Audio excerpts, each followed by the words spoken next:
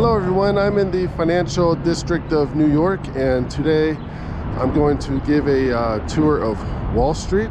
And I'm starting here on the East River, and looking out to the east there, that would be the Brooklyn Bridge, and the bridge behind would be the Manhattan Bridge, and across the East River that would be the city of Brooklyn. And gonna begin my tour here. This overpass is for the FDR highway, and this basically circles the city of Manhattan.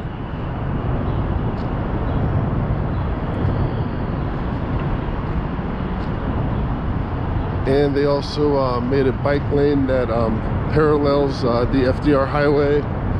And this is South Street that I'm about to cross.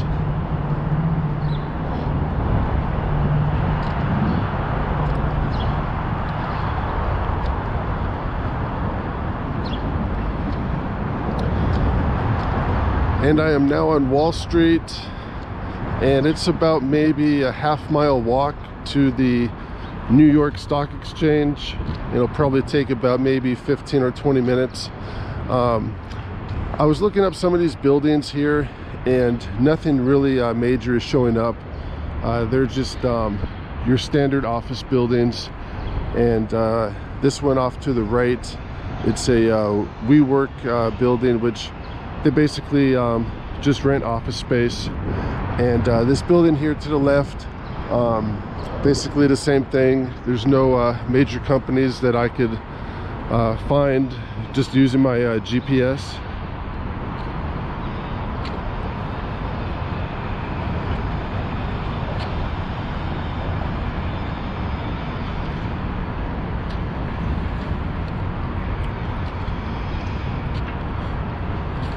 And this area here is probably one of the few parts of Wall Street that actually have somewhere where you could take your dog, or just an open space area, because it's mostly all concrete once you get past this block here.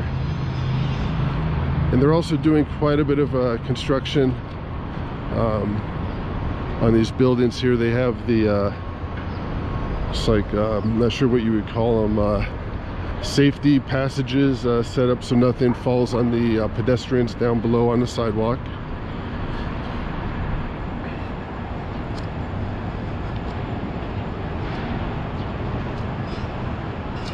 And this building off to the right here is 100 Wall Street. Let's see if I get a better view of that. And basically another office building, nothing major is showing up. But one thing I did find interesting here is this plaque here says that at one time Wall Street was used as a slave market. And it says basically that they were buying and selling slaves up until slavery was abolished in 1841 in the state of New York. And of course 20 years after that would be the Civil War. But being such an important fact, I'm surprised they don't have a bigger monument that explains how Wall Street got its start. And I'm now crossing Water Street. Looks like there's a few hotels. That one building there looks to be a Holiday Inn.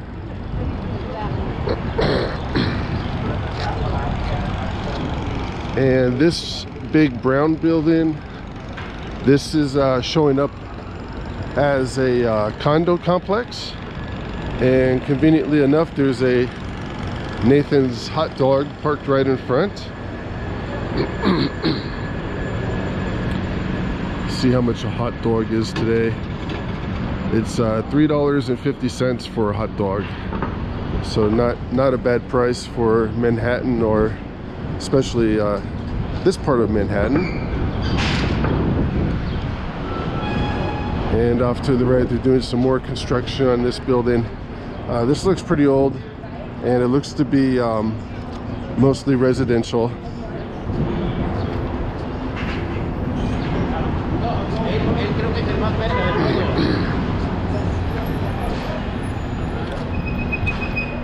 I'm now approaching Pearl Street, and it looks like it's getting kind of busy here today. There's no parking as usual.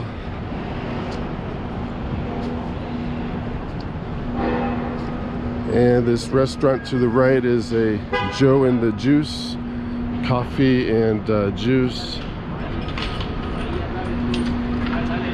And this next restaurant is called Sweet Green, and basically it's a salad restaurant.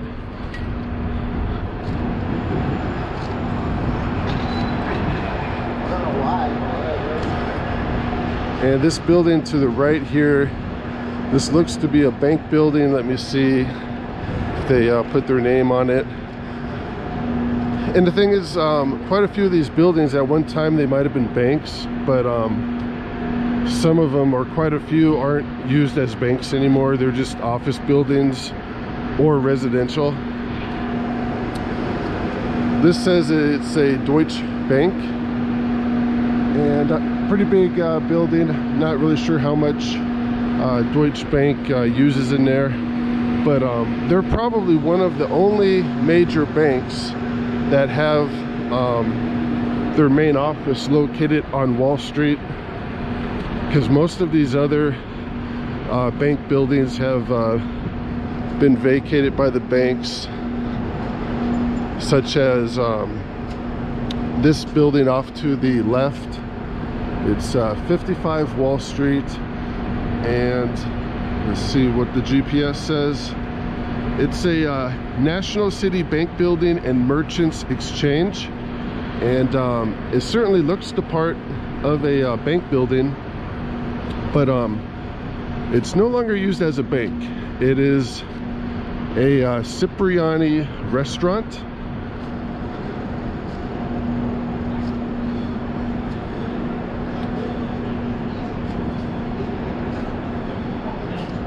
And it looks like they might have their restaurant there on the second floor. And just an online review, they also have a very large ballroom inside the building, which is part of the Cipriani restaurant.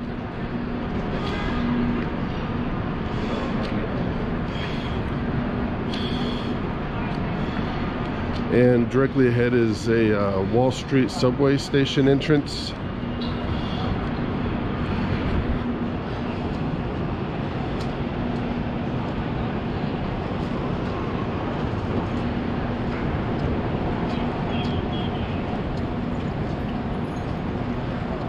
And I'm still on Wall Street. This part is closed off to car traffic. They have a police checkpoint here.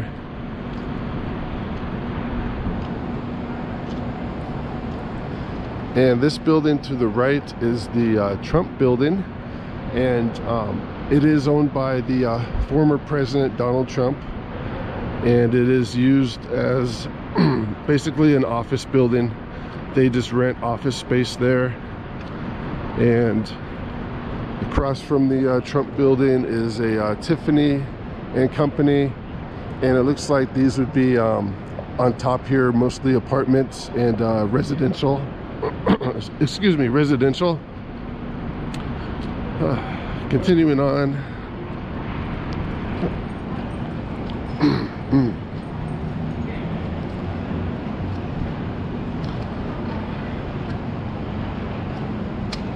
There's a few juice stands here, hot dog stands. Let's see what they're selling. This one's closed. And it's kind of interesting, these grates in the sidewalk here, that's just ventilation for the subway. And every about 5 minutes you can hear a train passing by. See, this is a fruit shake. Large fruit shake is $5, which that's a decent deal for this part of New York. And just about to the New York Stock Exchange. This building on the right is showing up. Let's see, address.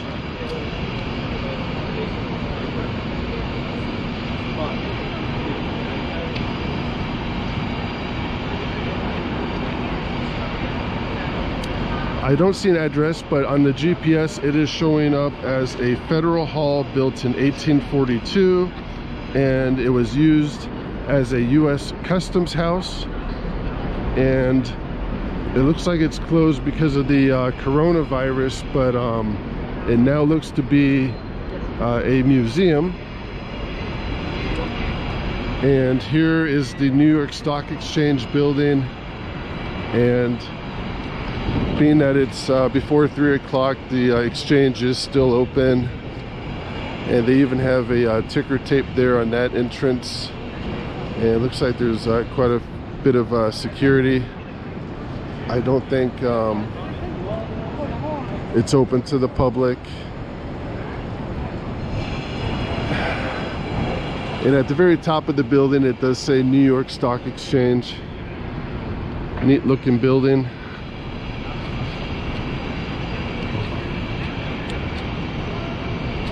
And now crossing Broad Street, and just down the street there's a TJ Maxx department store, and at first I thought it could be their headquarters, but it's just a retail outlet for TJ Maxx. And this building, most of it is residential. Just walk inside this department store here real quick. Have to put my mask on because there's still the mask mandate for the city of New York.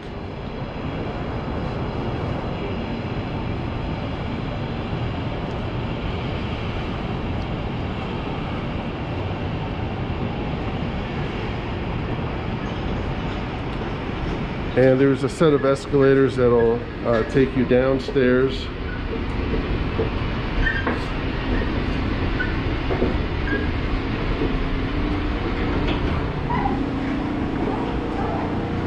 And here's the TJ Maxx department store.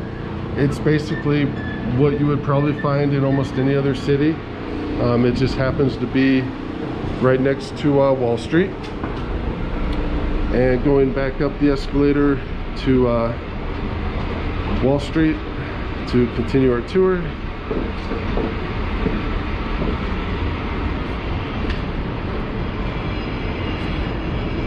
And to the left is the Federal Hall building, Customs House, and directly ahead is the Stock Exchange. And I could just barely hear a subway car down below here through these grates. That looks to be pretty deep down there. I'd say that's at least like 30 feet.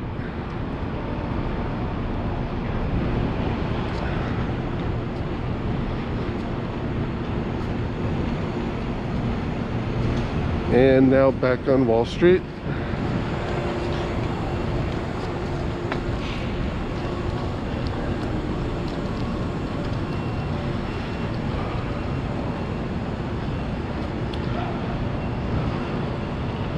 And this building here says it's an Equinox building. It's 14 Wall Street, and it's part of the TJ Maxx department store. But on this side, let's see, at one time this was a Bankers Trust building, and now it's used as an Equinox, or at least this part of it is.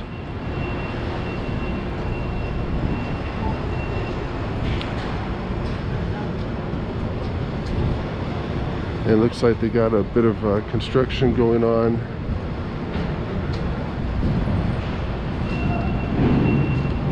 And this would be the end of Wall Street, and the next street up is Broadway.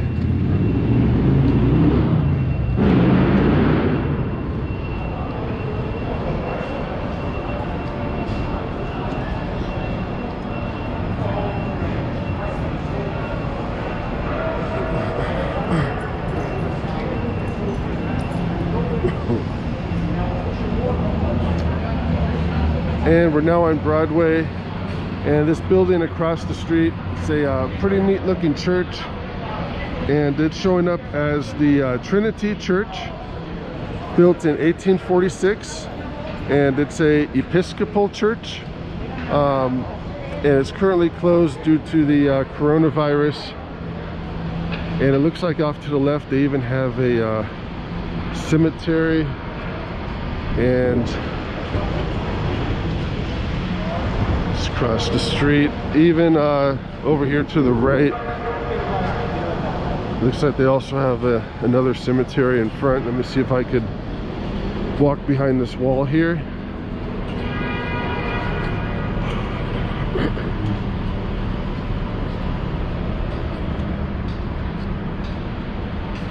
And here's a better view of the cemetery for the Trinity Church.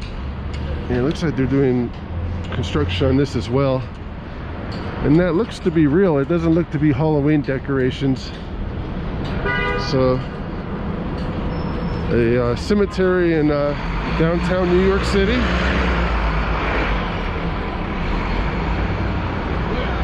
And I'm now walking on Broadway. Here's another juice smoothie stand. Looks like this one's a little bit more expensive. It's $7.50 for a large juice.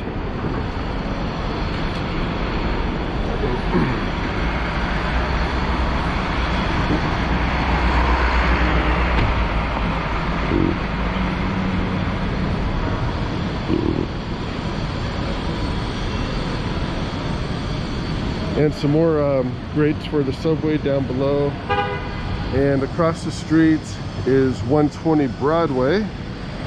And on the GPS, this is showing up as the Equitable Life Insurance Building. And actually, I didn't really need the GPS because it's written right on the building itself that it is the Equitable Life Insurance. And doesn't look like Equitable Life is in the building anymore. See if I get a better view. Looks like the top floors, they appear to be residential. And the ground floor, there's a Citibank branch.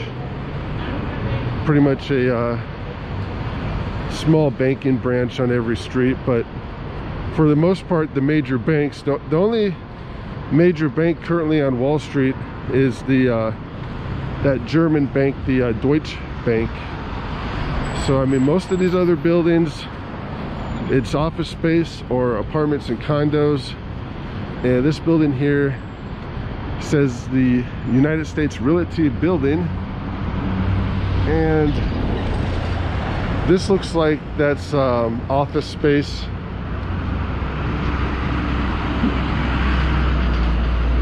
And continuing walking on Broadway, just crossing Cedar Street. And this area off to the left here is some sort of a park. It's Zuccotti Park, and looks to be mostly concrete and concrete benches. There's really, if you have a dog, there's really nowhere to take your pet. There's some flowers in the middle there. And across the street, another large building. This is 140 Broadway. And on the GPS, this is, at one time, it was a HSBC building. And the signage outside is showing up as Brown Brothers. And when I look at Brown Brothers, they're an investment banking firm. And I'm not sure how much of the building Brown Brothers has, but that too was a bank building at one time. And I'm now on Liberty Street. And according to my map, One Liberty Plaza is where the NASDAQ stock exchange is.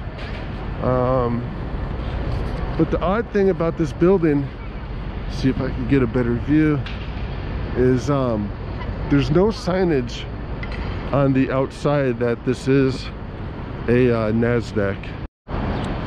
And I would also like to point out that the building directly to the left, that would be number 4 World Trade Center, and the Trade Center complex is directly behind that building.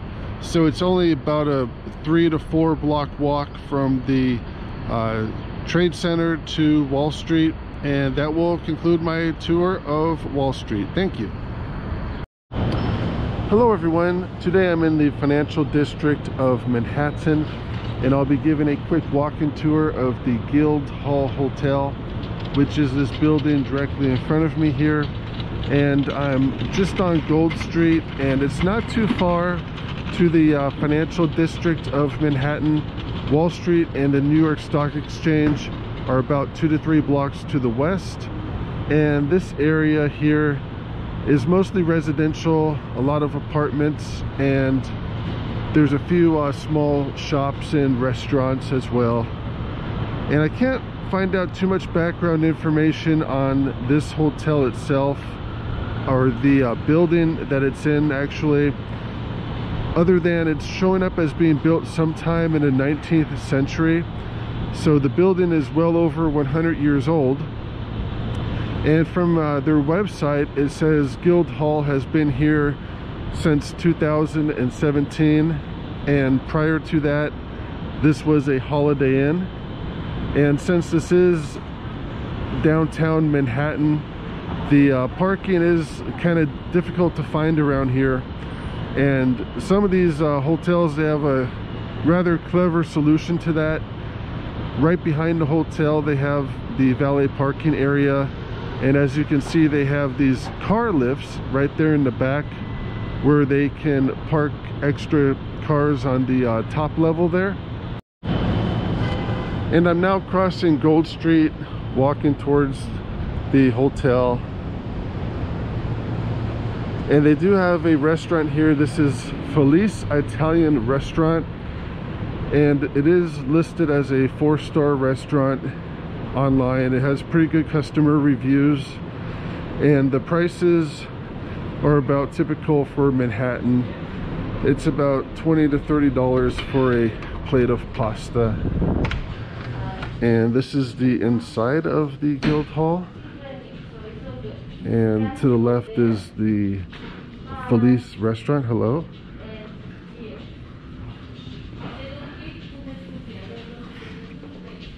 And this is the lobby area. And I'm just going to give a quick tour of the room here that I have. It's a pretty basic room. It's a bit on the small side, and I have a feeling most of the rooms in this hotel are rather small. But it does have a large vaulted ceiling, which my dog apparently likes as well. This must be like a 20-foot tall ceiling, but otherwise the room is just pretty basic. And apologize for the little bit of a mess. And as far as the view that you have for most of these rooms, it's just basically of the apartments across the street. And I guess they have the same view as well. But overall, it's a little bit dated hotel, but not too sure if this is really a 4-star, maybe more like a 2.5 or 3. But as long as you get a good deal on it, I'd say it's worthwhile to stay here. And that will conclude my tour of the Guildhall Hotel. Thank you. Hello everyone, I'm in the West Village neighborhood of Manhattan. And if this apartment building looks familiar to you, that probably means that you've watched the sitcom Seinfeld before, because this is the apartment that was portrayed in that show. And this is 90 Bedford Street. And on the ground floor, they have a restaurant called the Little Owl Restaurant. And just looking at their menu, a 8-ounce cheeseburger with fries is $22. And it has pretty good customer reviews. This is showing up as a 4.5-star restaurant on Google. And today I'm just going to walk up to the New York University, and that's about maybe a mile or so from this location. And this area is mostly residential, also a few small restaurants and businesses.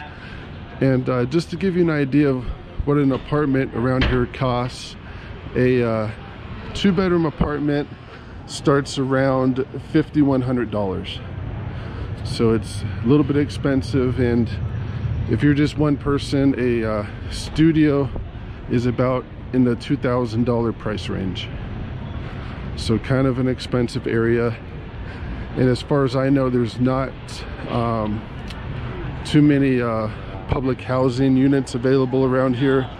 The closest public housing, as far as I know, is on the Lower East Side, and that's actually not really too far from here, maybe about 2 miles.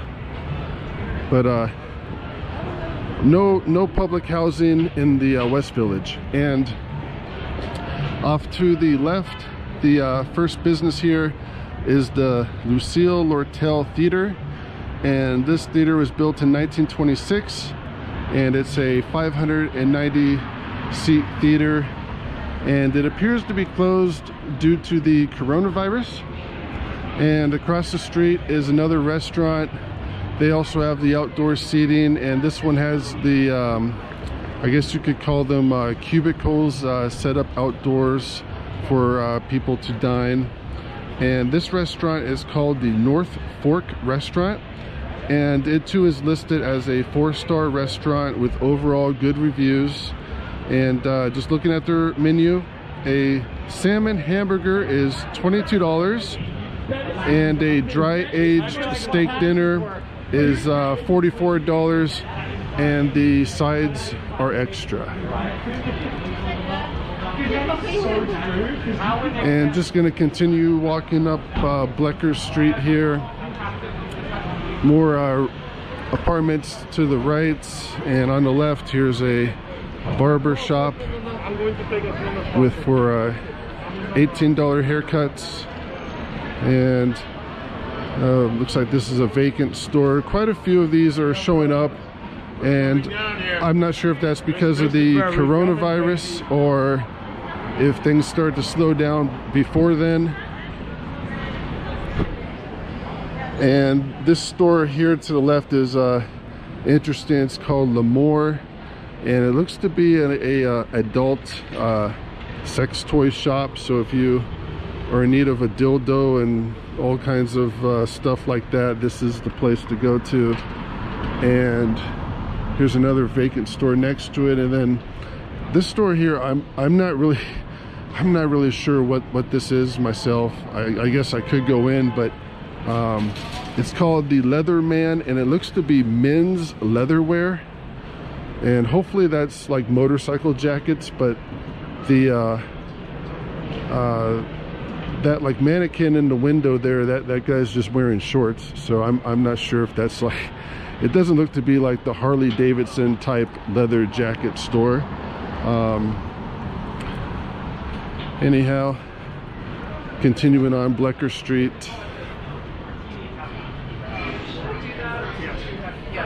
I've been craving it for a year. Thank you.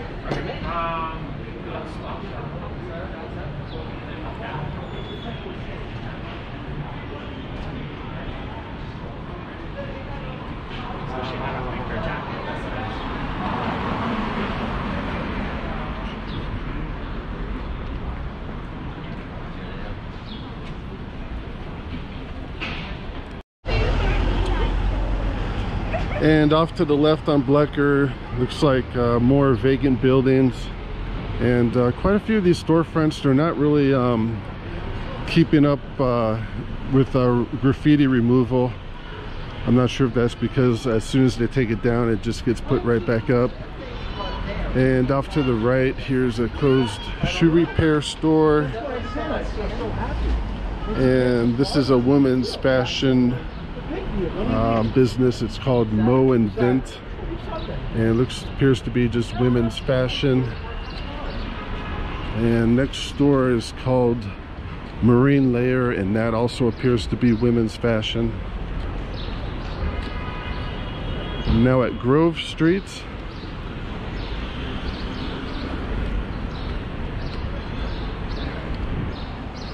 And crossing on the Grove, there's a restaurant over here. Looks to be pretty popular here. See if I get closer, get a better view. This is called Via Corrada, and it's a Italian restaurant. It's showing up as a 4-star restaurant. Overall, pretty good reviews. And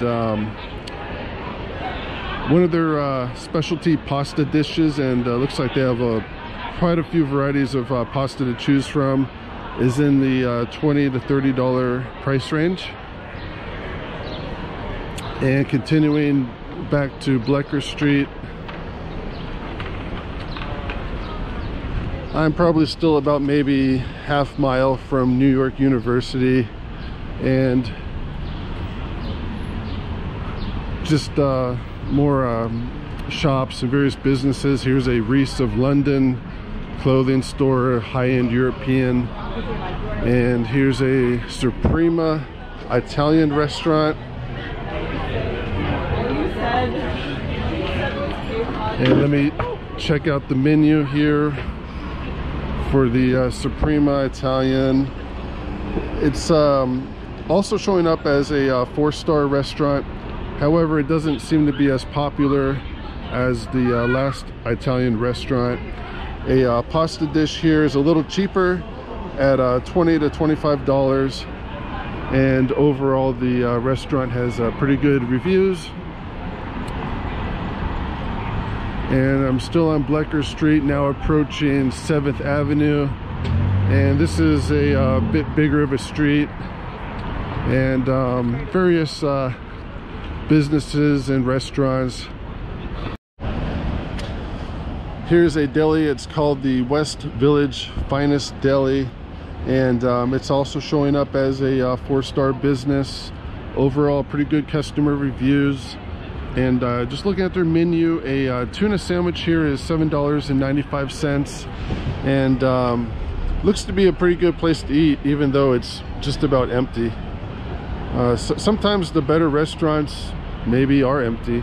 And this other business here off to the left here is called Clairvoyant, and it's a psychic. And just out of curiosity, I wanted to look up their customer reviews, and I'm not really sure how much weight to put on these online reviews. This is also showing up as a 4-star business, and it looks like they might be doing a reading in there. There's I don't know if that's the psychic, but anyhow, this business would probably be a 5-star business if not for one customer claims the psychic took $400 from her. So again, not really sure how much the online customer reviews, how much weight you should really put into those. And just trying to cross 7th Avenue here. It's pretty busy. And looking towards the south, one way you always know where you are in New York City is to see where the World Trade Center is, and that's that big tower right there in the center. So we're only about maybe 1.5 miles, 2 miles from the World Trade Center. And still on Bleecker Street, there's a Bleecker Street Pizzeria right across there, and that's listed as a 4.5-star pizza restaurant, and they sell $3 slices of pizza, and whole pizzas are $22.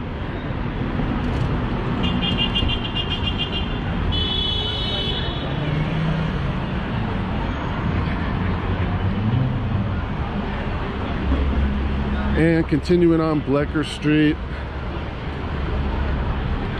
here's a Indian cuisine restaurant, and for some reason these Indian restaurants, they don't seem to be doing as well. This one's just completely empty, and it seems that most of them just aren't very busy.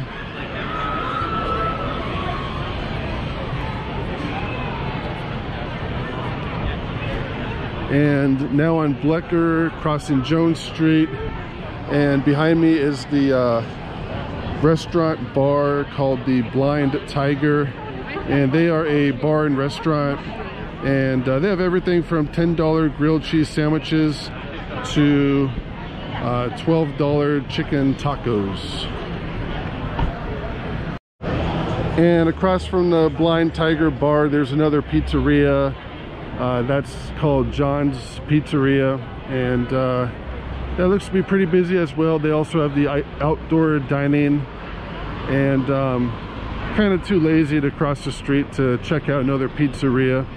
It seems like they pretty much have one. The closer you get to the New York University, there's pretty much a pizzeria just about on every block. And here's some more vacant stores off to the left. And let me see if I can cross the street. Doesn't look like these guys will be going anywhere. I'm not really sure why people even bother to drive around New York City. There's just so much traffic.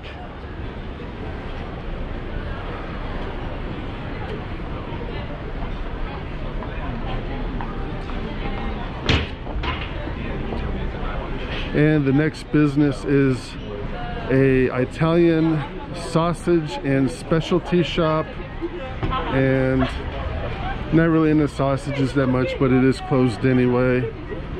And next door they have a cheese shop, and this one's actually pretty interesting. They literally have hundreds of variety of cheeses. Here's some hams and salamis, and just an overwhelming smell of cheese in here. And in a strange way, it has a little bit similar smell to like old socks. But if you're into cheeses though, and you like the smell of cheese, this is the place to go. And let's see what else they have here. It's like more cheeses, dairy products, eggs, milk, and some salamis.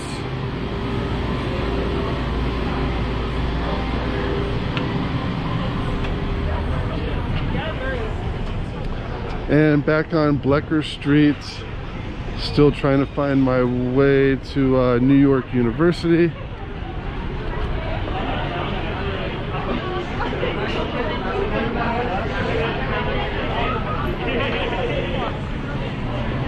And I'm now on Cornella Street, and this is Tacombe Mexican Restaurant, and they look to be a pretty popular spot as well. They have the outdoor dining option, and they're listed as a 4-star restaurant, and you can get everything from fish and shrimp tacos to egg tacos. And the price is about $7 per taco. And continuing on Cornella Street, here's to the left, here's another Indian restaurant. This one seems to be doing a little bit better. It's called Bombay Bistro. And let me see how this is online. It's rated as a 4-star restaurant, and dinner entrees are priced in the $20 to $30 price range. And continuing up Cornella Street, here's some more vacant buildings, and it looks like more graffiti on the buildings. And this looks to be getting into more of a residential area, or at least the top floors look to be residential. They have the window air conditioners sticking out of the windows, and you just hope those air conditioners never fall off those platforms they have.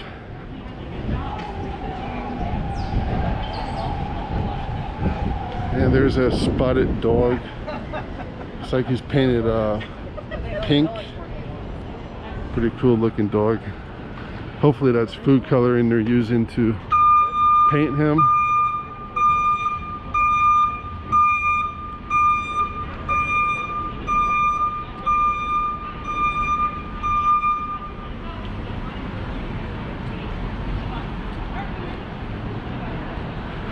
And I'm just about to 4th Street, and there's going to be quite a few more businesses here coming up.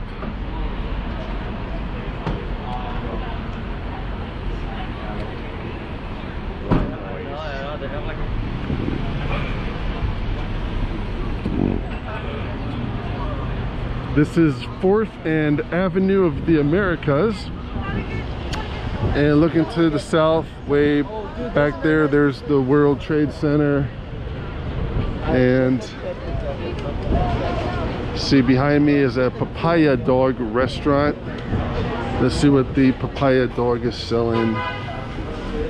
$3.50 hamburgers, $2.50 hot dogs. Looks like a pretty good place to stop and grab a bite. Let's see what's next door to Papaya Dog.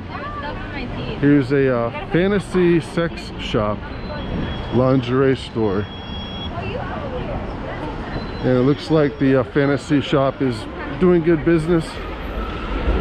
Just within the last maybe half mile, you pretty much almost have every kind of restaurant. Well, maybe not every kind, but quite a few Italian restaurants and some Indian restaurants, and so you got a lot to choose from in this area as far as like restaurants and fast food goes.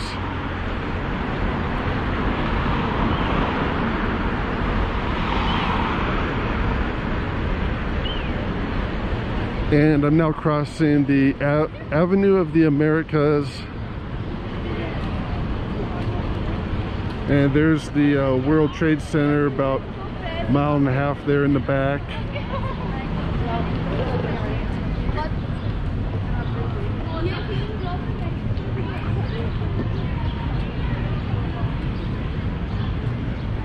And I'm seeing more college kids, so I can tell we're getting closer to the New York University.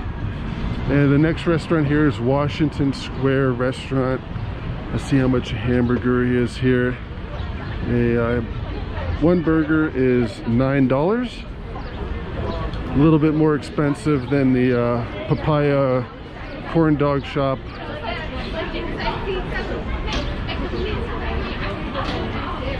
And to the right is a vegan cuisine restaurant. Does not look to be very busy today.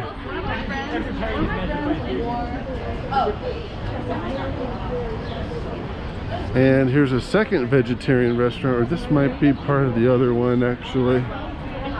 Well, either way, they're both pretty empty, so I guess vegetarian food's not that popular.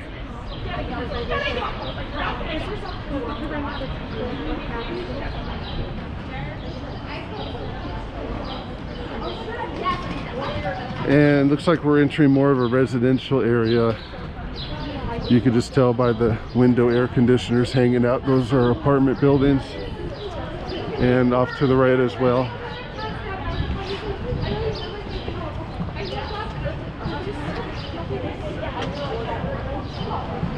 And directly ahead off to the left is Washington Square Park. And this is where the New York University is. They have their campus here. Off to the right, that's a New York University building. And see if I get a better view of the park area. I guess I could just walk in, not in that big of a hurry.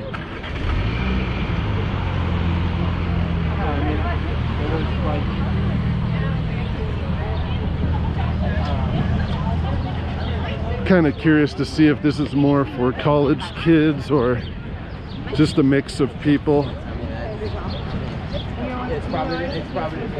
Looks like there you got some chess tables set up here off to the right. It's a good idea.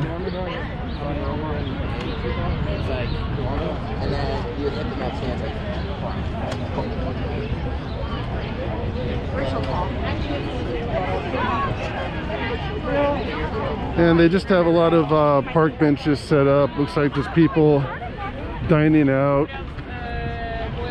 And off to the right, looks like they have a kid playground area.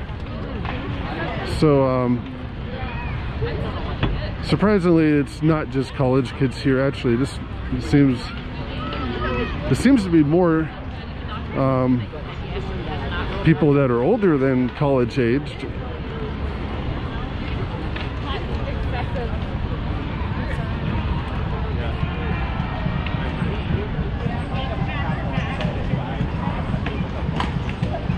And I'm now in the center of the Washington Square Park area, and it's basically just more of the same. And I'm just going to check out some more of the New York University area. There's the Washington Square Park, and this is McDougal Street, and it looks like they have the some of the residence halls here for the college kids. Off to the right, it's called Wilf Hall.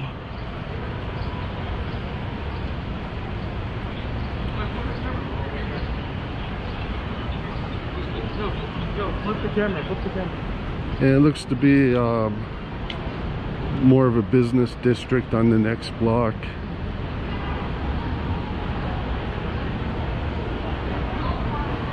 And across the street there's another pizzeria, garden cafe, and another pizza shop across that street. To the right, that's Ben's Pizzeria. How did he do? It was how did he do?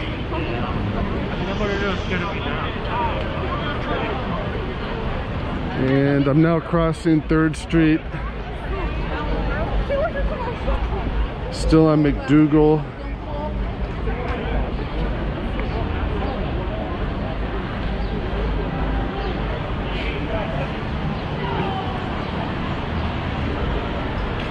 And this just kind of feels more college-ish type restaurants and bars.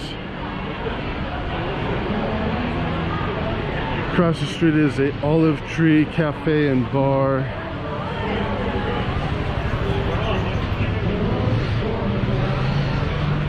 And this is a Surreal Creamery. Looks like a ice cream store. And to the left, the Ethiopian Cuisine restaurant. Doesn't look to be too busy today. And the street gets pretty narrow here.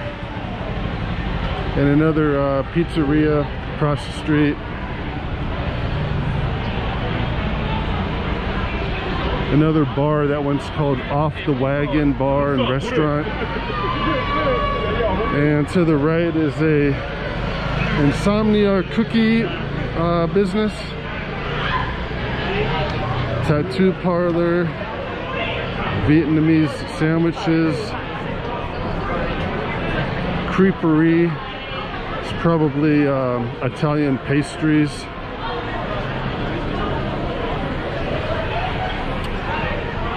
And here's another example why you don't want to drive around New York City. This is just bumper to bumper traffic here. People are almost double parked. There's really no parking around here either. This is technically a bike lane in the left, so they're not even really supposed to be parked there. They probably will get a ticket.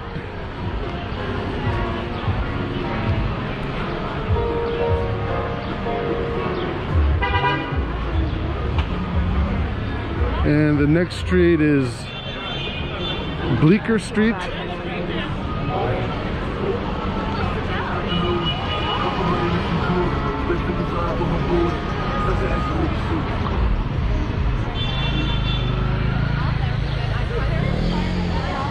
And here's another vacant, boarded up business.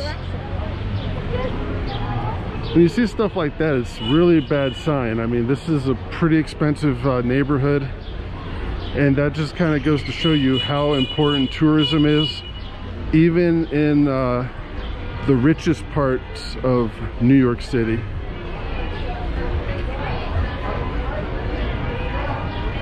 And more restaurants across the street. Abigail's Kitchen, followed by a Cafe Dante.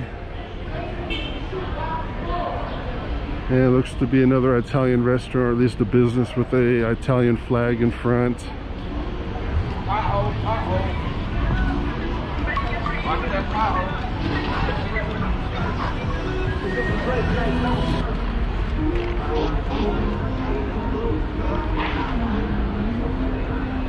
And it looks like the business district is kind of ending here, and I think we're almost probably into SoHo, and that will conclude my tour of the West Village of Manhattan. Thank you.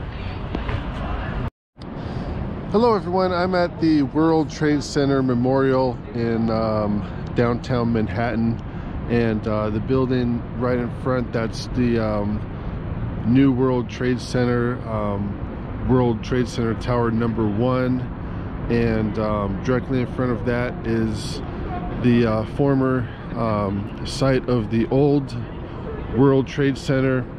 And just going off of this map here, that would be the, so we are right here, and the south pool would be the south tower, and then the north pool would be where the north tower was. And for some reason they have looks like they got this site all closed off, but let me see if I get a better view. Looks like there's more police here than there are tourists, but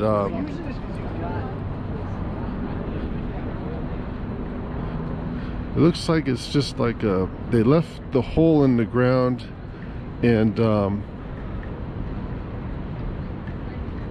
looks like it's being used as a pool. I can't really get much closer to it, but that's where the south tower was of the former World Trade Center. And then across the street here, it's kind of hard to get a good view of this with the trees in the way, but that would be Tower 4 of the World Trade Center. And then this next building here would be, let's see if I get a better view, this would be Tower 3 of the World Trade Center. And then directly ahead, here's a subway station stop.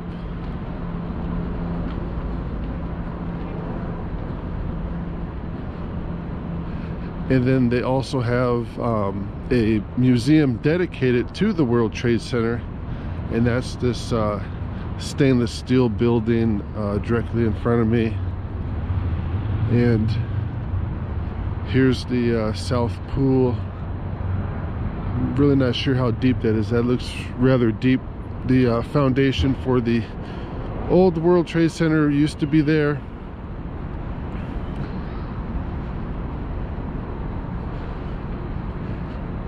And it looks like they have this street completely closed off, so you can walk in the street here. And then they also have a mall that they built. It's it seems like it's more for tourists. It's called the Oculus, and it has rather high-end European stores, and I could check that out real quick. It's actually about to close pretty soon. And here's the front of the World Trade Center Museum. They have this entire building and area closed off. It says open daily 10 a.m. to 5 p.m. but it's about 5:30 right now, but this looks like this is closed because of the coronavirus. And there is a better view of the new World Trade Center. That's tower number 1, and it looks like this would be tower number 2 that's under construction. It looks like they're using some pretty heavy duty steel on this new building here.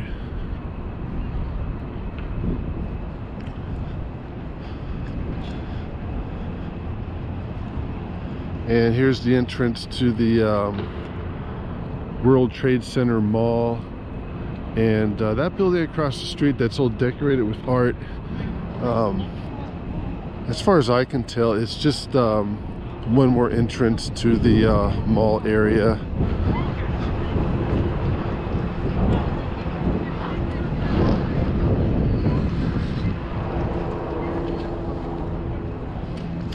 And just putting on my face mask here before I enter.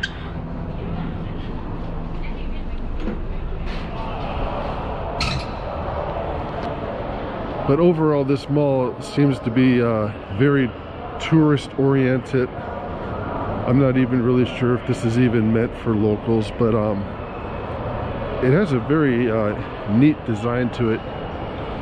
It's almost like a upside down V. One person per stand. Do not pass by other customers. Bikes, cars, or similar items on the escalator. Please maintain visible distance whenever Just taking the escalator down one floor, and they also have a subway stop here inside the mall, and the sign says this goes to Uptown and the Bronx.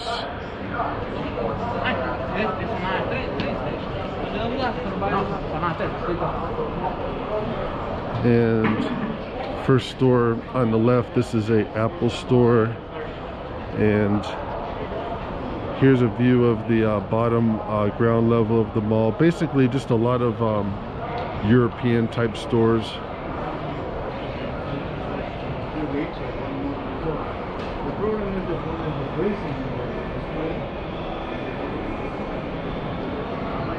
And this Apple store is actually on 2 levels, so it's a pretty big Apple store.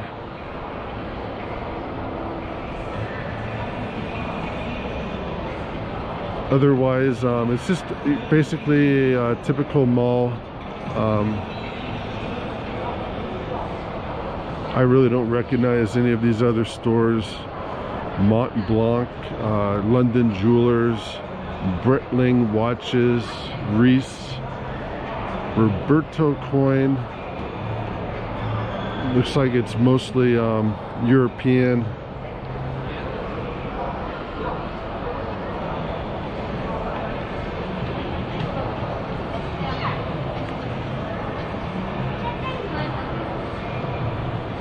Here's a women's clothing store, Atelier.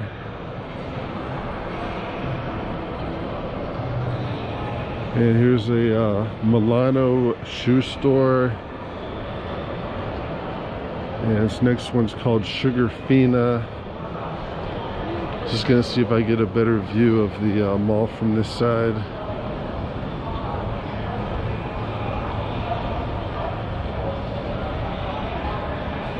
And it looks like on the ground floor there's also a second train station. It says Path Trains to New Jersey.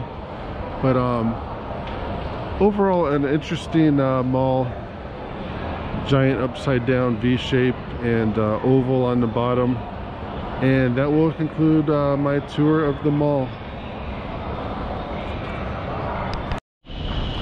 And this multicolored building here that I saw earlier is in fact part of the World Trade Center Mall.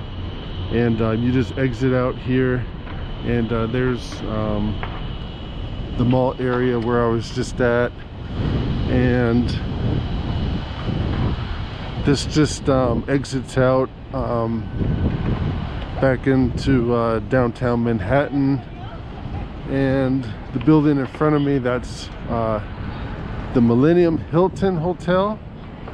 And this is Church Street.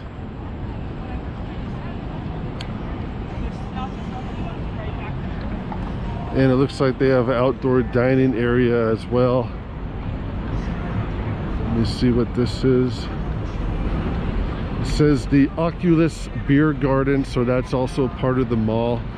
But pretty much like the whole mall seems to just capitalize on people, tourists visiting the World Trade Center site, and that would be, that building right there would be the Trinity Church, and we're about maybe 2 or 3 blocks from Wall Street, so we're pretty much in the heart of Manhattan here. And that will conclude my tour of the World Trade Center site. Thank you.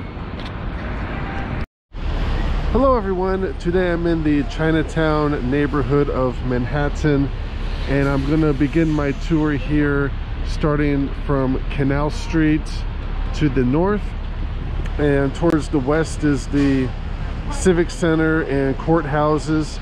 And just to provide a little bit of background about Chinatown, the Chinatown in Manhattan is actually the largest center of ethnic Chinese people in the United States, and there's approximately 90,000 residents in Chinatown in Manhattan, and about 60% of them are Chinese. And this street here is Canal Street. I'm just going to be walking up it, and they have a whole bunch of restaurants and shops and markets. And the first market, this one directly in front of me, is a fish market. And let's see what they have here today. Looks like some salmon, some tuna, real big slices of tuna in the back there. It's a pretty good deal, $6 a pound for the tuna. And they even have these little crabs, and the price is $10 for a dozen of them. At first I kind of wondered why there's no ice in these barrels, but these crabs are still alive, so they don't need any ice. They're still breathing. And they also have these street stands with produce. This one has grapes and oranges, and you can get some pretty good deals. The grapes back there are only $1 per pound, so that's even cheaper than Costco or Walmart. And here's another fish market, and looks like see if I can get a little bit further in here, see if I could recognize this. Looks like salmon here, and that's $8.49 a pound. And the rest of these, I'm not sure what kind of fish these are. And it smells very, very fishy in here. So if you like the smell of fish, make sure you come down to the Chinatown Fish Market.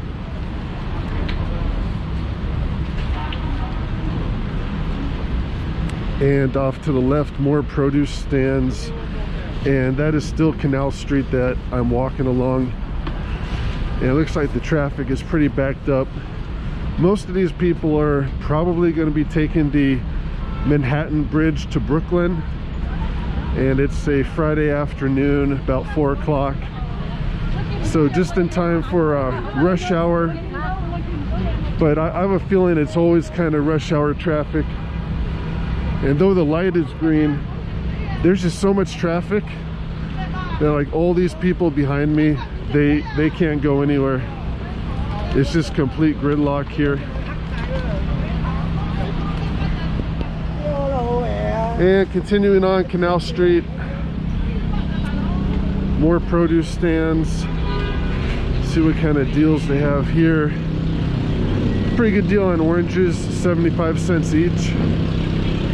I've seen them a little bit cheaper, but still that's cheaper than Costco and Walmart. And there's grapes. Those, see, the grapes are a little bit more, $1.60 a pound. So each stand kind of does things differently. Some are cheaper than others. And over to the right is a Chinese food market I like to check out. It's called Cam Man Market. And looks like they have a lot of roasted duck and pork. Let me see what their menu is. A whole duck is $26, and they already have them roasted there. They're hanging up on the rack in the back. Let's see what else they have.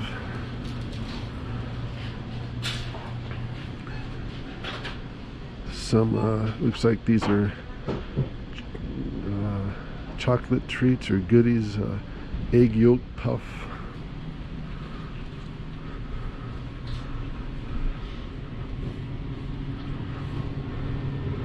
And various pastas to the right, noodles.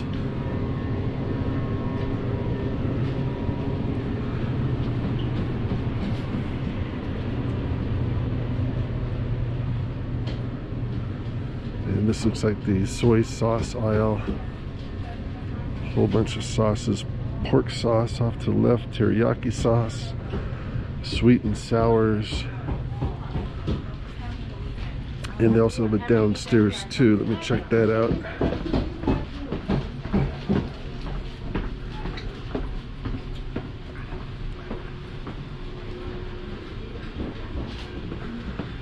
And it looks like the downstairs is mostly household items. Got some plates and dishes.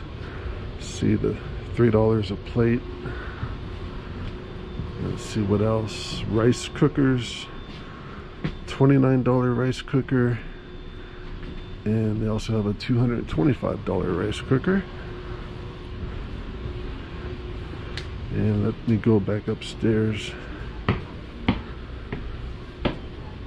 Oh, here's some Buddhas. A 24-inch Buddha is $895.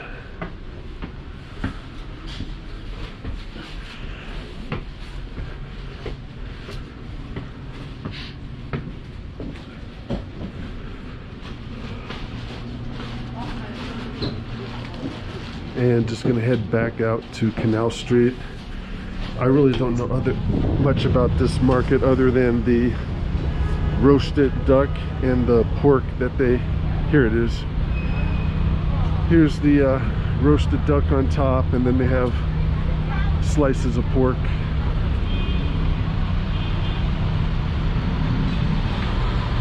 And let's see what restaurant is next. Here's a Penguin ice cream shop. And a milk tea is $4.45.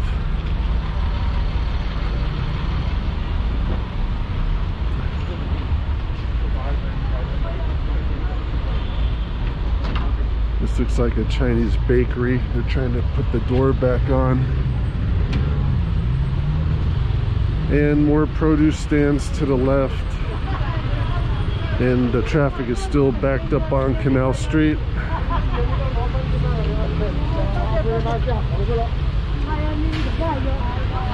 And also I should point out the neighborhood to the north, this is Mott Street, and that's Little Italy to the north, and to the south is the Chinatown.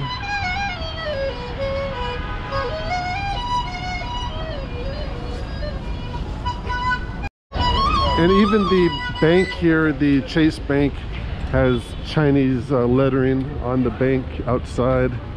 And I'm just gonna walk down Mott Street and see what's going on down here. This looks to be very Chinese, a lot of decorations over the street here and Chinese businesses. Here's a pharmacy to the right.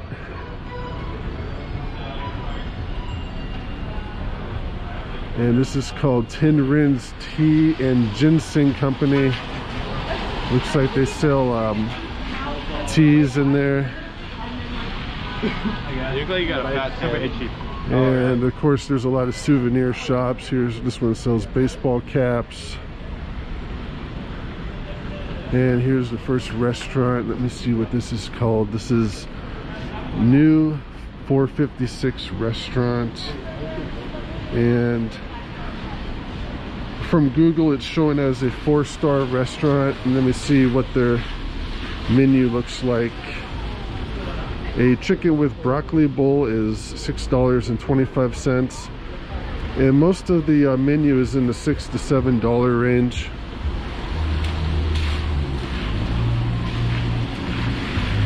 And the next restaurant is called Big Wong, and here they have 2 lobsters with ginger and scallion for $39.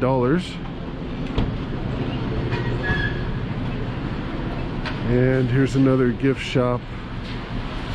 Quite a few gift shops here across the street. There's a couple gift shops over there as well.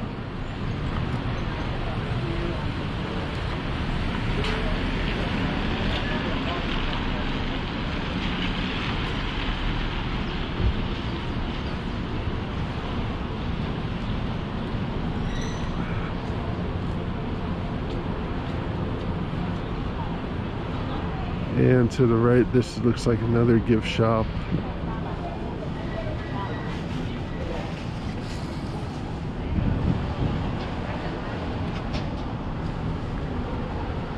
And down this street, there's the courthouses. That would be the New York Criminal Court.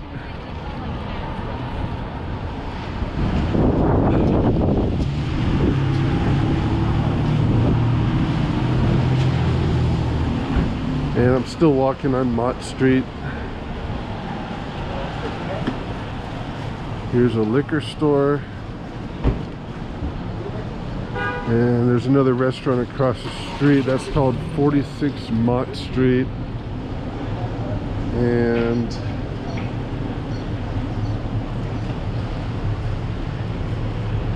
that's showing up as a bakery. Looks to be a rather small bakery too.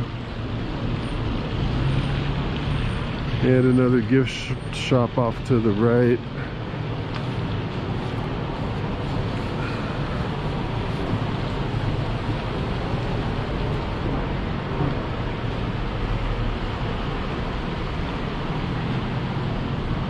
Not a whole lot of parking here in Chinatown. People are parking up on the sidewalk.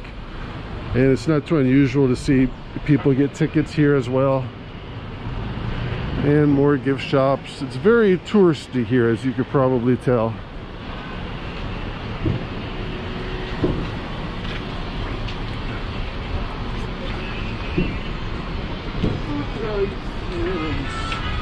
And across the street there's more gift shops and a frozen yogurt and tea store. But it looks like they're selling souvenirs and gifts out of that one as well.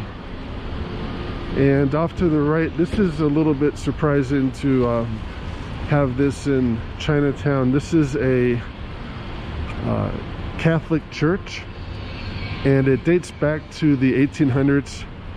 It says it was built in 1801. So this church actually outdates most of these buildings here. And this building across the street is listed as 34 Mott Street. And that's showing up as being built in 1920. So this Catholic church here is well over 100 years, even older than that.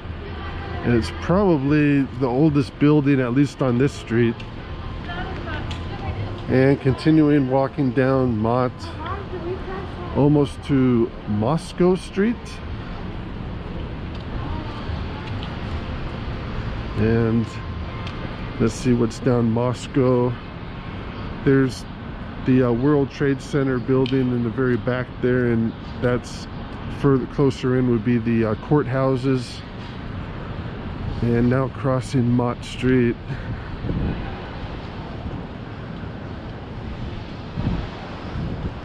Here's a Shanghai restaurant.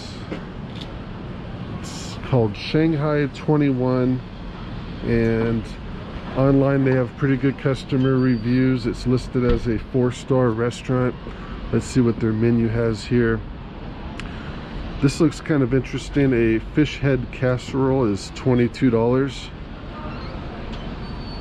Doesn't say if that comes with the cheese or not. And continuing down Mott Street,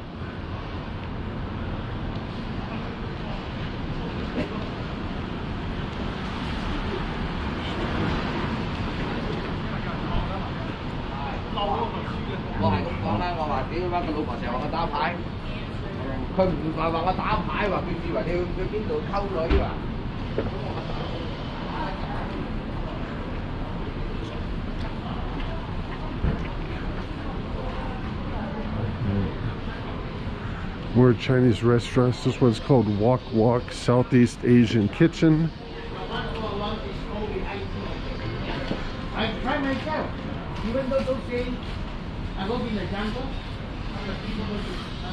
And here's a massage parlor. Let's see what this one is.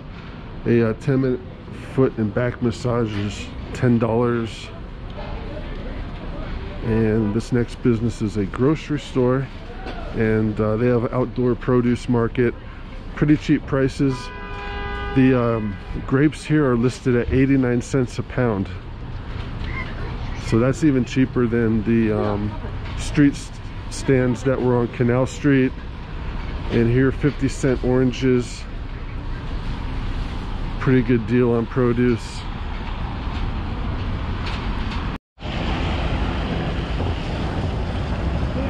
And it looks like we're to the end of this side of Chinatown. To the southwest would be the Civic Center area, and towards the south, that's those brick buildings in the back are part of the housing projects.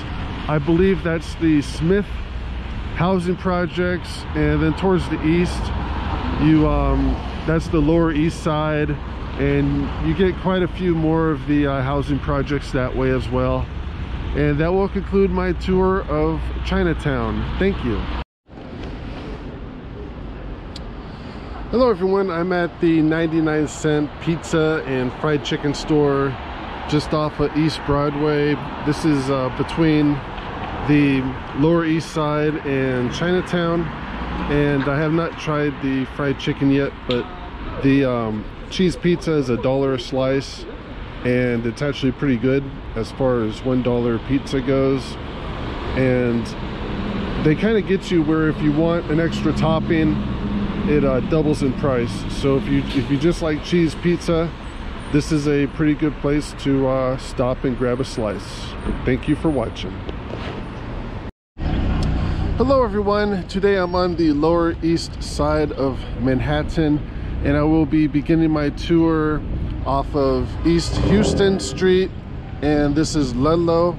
And though the Lower East Side might have at one time been better known for its large Jewish population, and they still have quite a few of these delis. This is the infamous Katz Deli. It doesn't really feel all that Jewish anymore.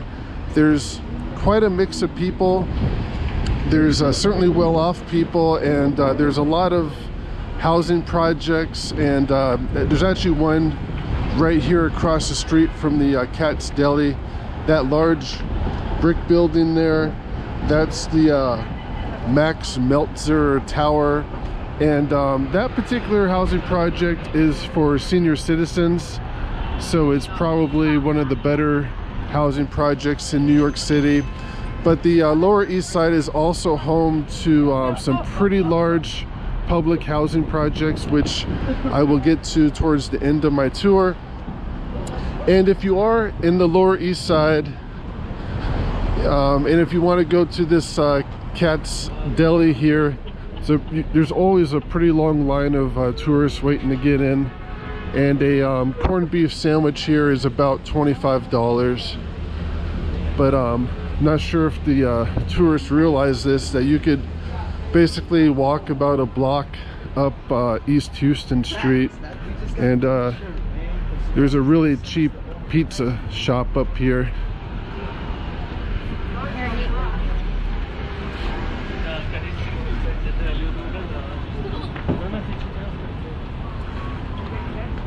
Anyhow, it's a bit of an overcast day for Manhattan. Kind of cooler. Temperatures are in the 50s. Kind of cool for spring.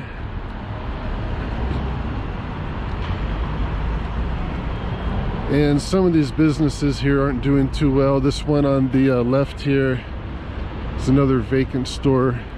Starting to see a lot of these stores are vacant, and it doesn't seem they've done too well because of the coronavirus, and tourism has dropped off quite a bit.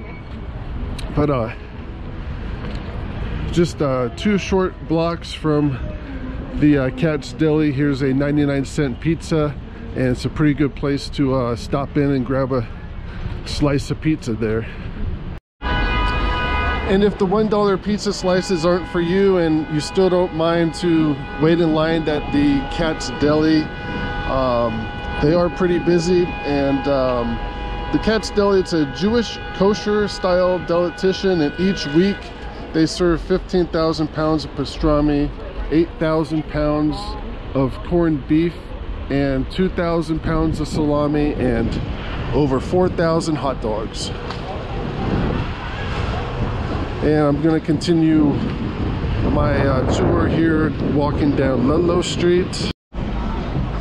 And the building directly across from the Cat's Deli is a condominium. And just to give you an idea of what places rent for around here, this is 188 Ludlow Street, and this building was built in 2006, and a 2-bedroom apartment there starts in the $6,000 range.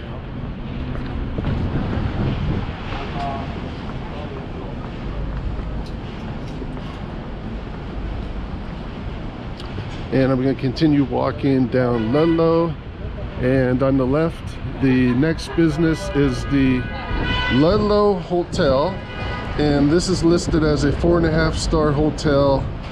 Overall, has pretty good customer reviews, and before the coronavirus they were charging about $300 per night, and now they're in the low $200 per night range.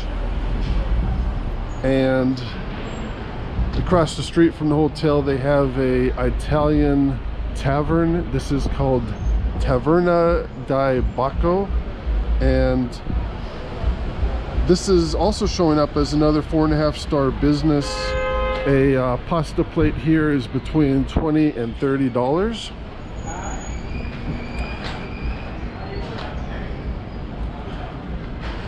And now when you start to get into the older part, the rents go down quite a bit. To rent a 2-bedroom apartment in one of these older brick buildings, it's around the high $3,000 range, $3,700, $3,800 a month. And most of the buildings are rather old.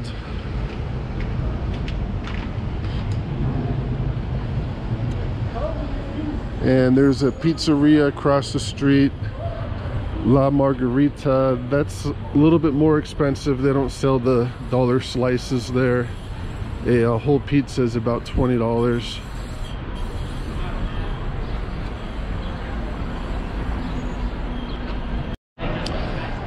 And the next business to the right is a September wine and spirits store. It looks like they have a lot of selection of wines. And just about to cross Stanton Street.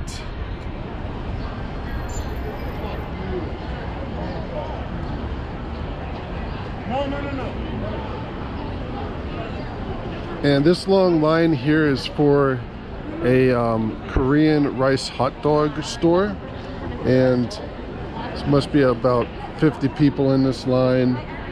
And at this store you can get a mozzarella beef hot dog rolled in sugar for about $6.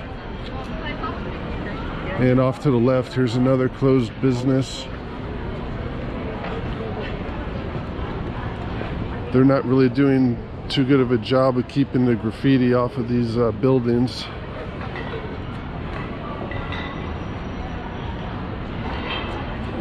And continuing down Ludlow Street,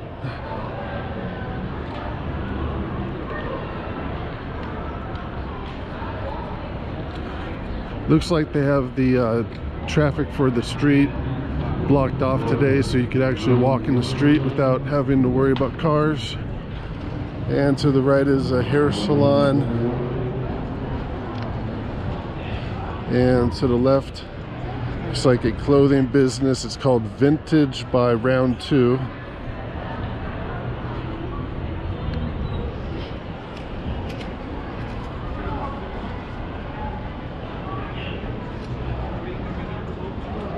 And to the right is a Italian bakery. It's called Creperie. And at the Creperie store, a apple creperie is about $7 there.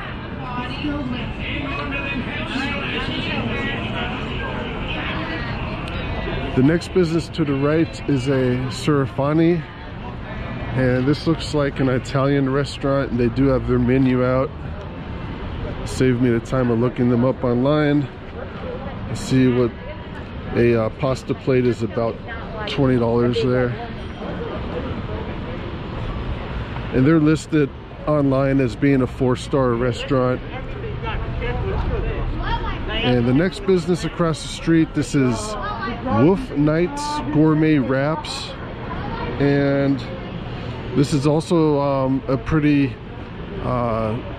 well-rated business. It's showing up as a 4.5-star restaurant, and a chicken wrap sandwich in that restaurant will cost about $12. And across the street is actually another, at one time, good rated business, and that was called Pretty Rick's Bar. Not too sure about what people were up to in that bar, but as far as a business go, it was listed as a 4.5-star business on Google, and it looks like it closed because of the coronavirus. And continuing up Ludlow,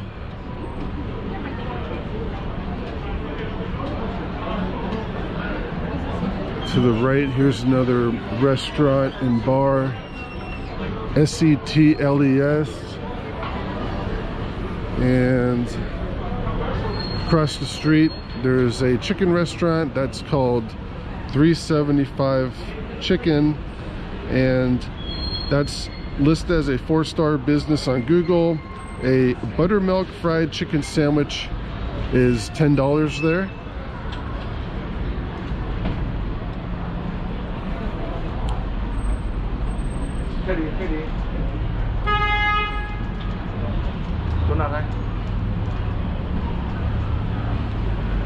And to the right, here's a grocery store. It's a pretty small store.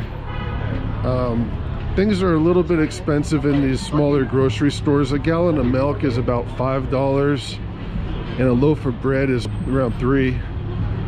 So depends on how you think about it. It's kind of a far drive. I'm not even sure if they even have a Walmart out here, but there's really not too many major grocery stores. There is a Whole Foods, and that's about maybe a half mile from here, but that's also pretty expensive as well. But that's probably the only decent sized grocery store that they have on the Lower East Side.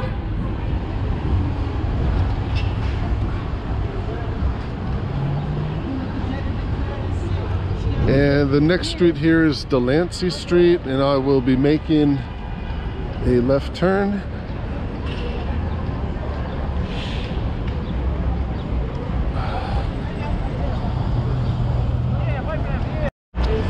And all this traffic on Delancey Street is coming from Brooklyn, and that bridge down there is the Williamsburg Bridge that connects Brooklyn and Manhattan. And it's just one of the many bridges that they have that connect the two cities. And I'll just be walking down Delancey Street.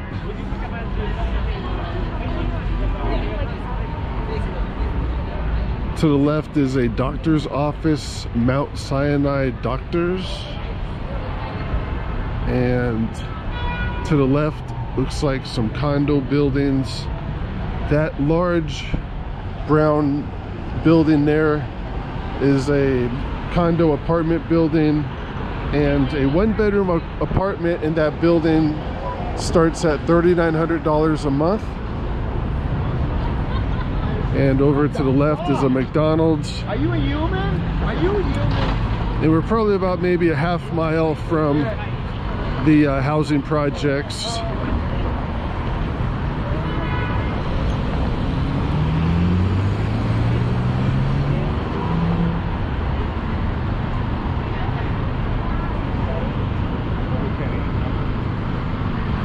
Quite a bit of graffiti around here.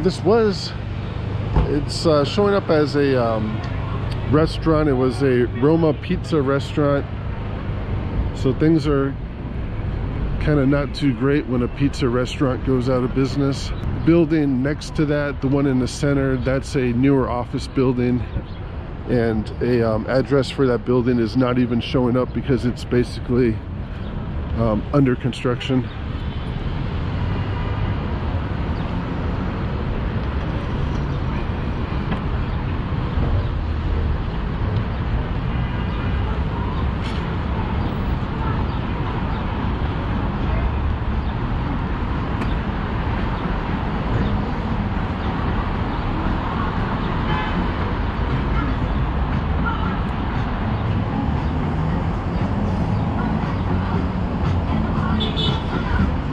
And to the left is a Dunkin' Donuts, followed by a 7-Eleven and a Burger King. And over to the right across Delancey, looks like another new office building. That one is from the sign, it says EssexOffice.com, and that looks to be pretty empty there.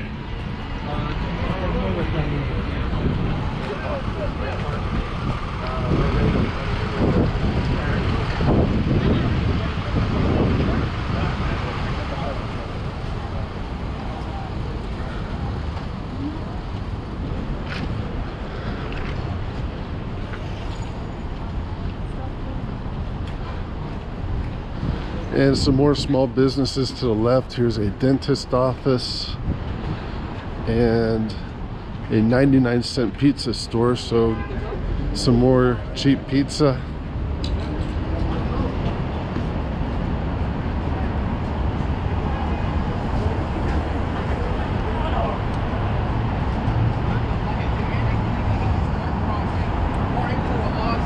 And up ahead is the Williamsburg Bridge. And they do have a bike and a pedestrian crossway that goes all the way across the bridge there.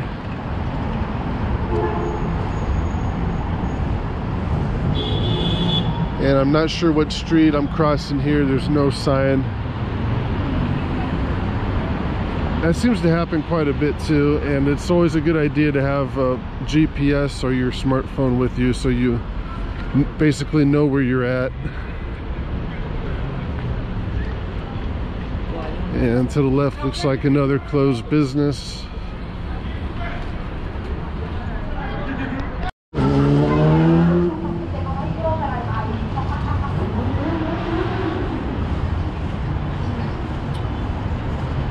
And it looks like the Delancey Street branches off, and up above there's the Williamsburg Bridge access.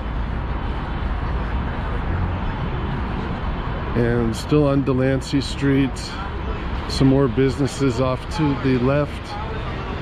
A wing store which is closed, bicycle shop, and a few vacant stores at the end.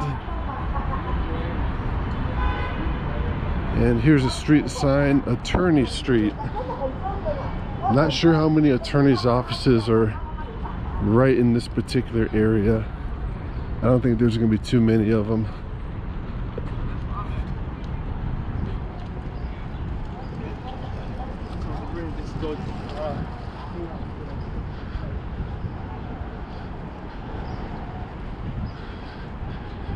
And you sort of know you're getting a little bit closer to the public housing as the graffiti picks up a bit, as it is doing on the right side.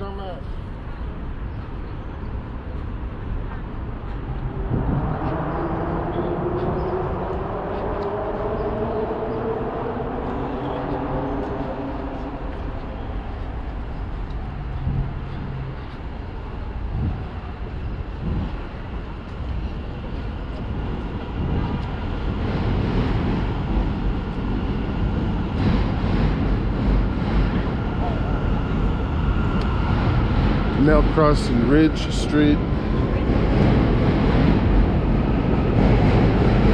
and off to the right is the Williamsburg Bridge.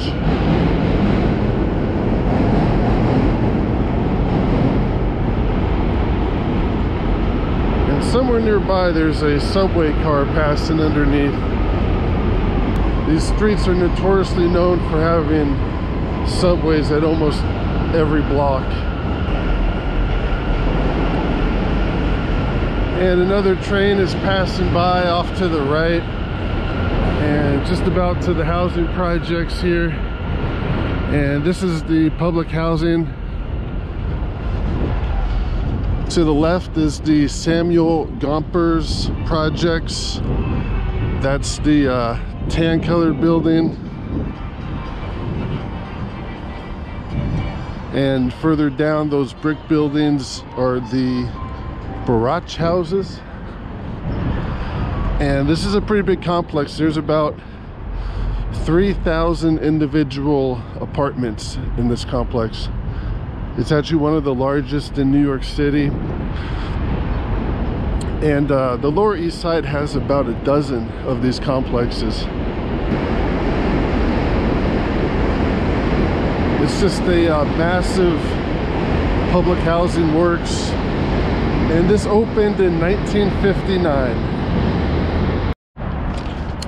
It looks like they have a pretty heavy duty fencing and gate around the entire public housing works here.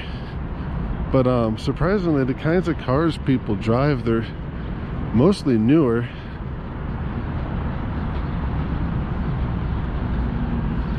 I mean, there's a new Lexus right there, a new Volvo.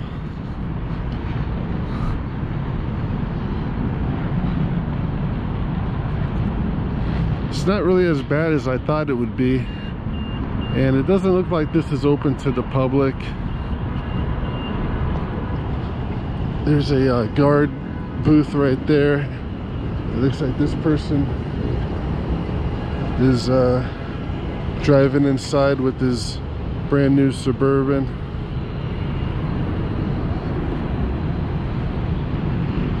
There's a newer Mercedes back there. And off to the right, some newer foreign cars.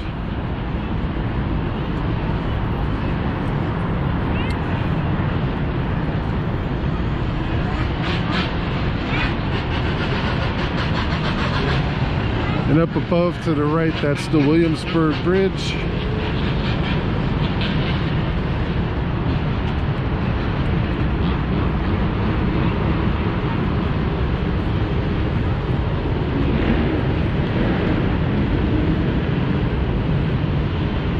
And here's a closer view of the barrage houses.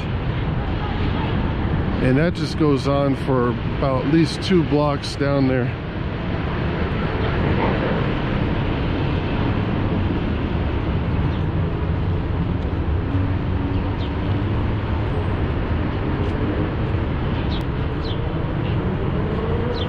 Maybe not such a bad place to live. I mean, just judging from the cars people drive, but I'm not too sure if I want to walk around here at night.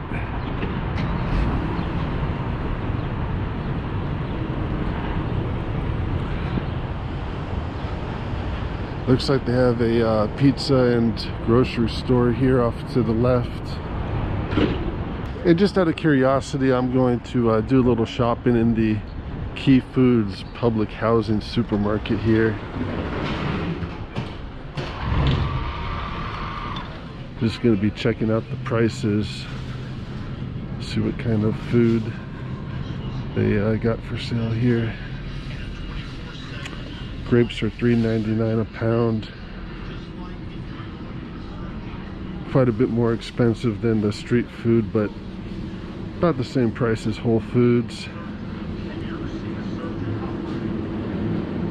See, a pack of ground beef is 80% lean, $3.99 a pound. Not too bad. Cheaper than most of the neighborhood supermarkets so far. Let's see, some skinless chicken breasts, $5.49 a pound. Not bad.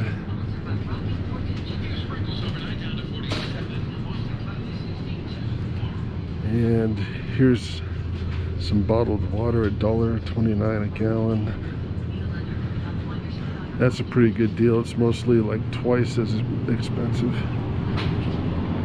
And a gallon of milk is $3.89 a gallon. And here's the bread, $1.99 for a loaf of bread. Overall, this is probably a pretty good place to shop. This might be one of the cheaper places, except for the produce.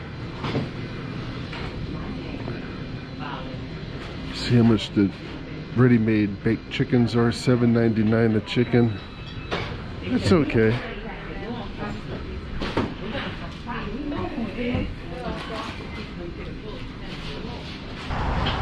Overall, that wasn't as bad as I thought it would be, and that might be one of the better places to shop overall for groceries.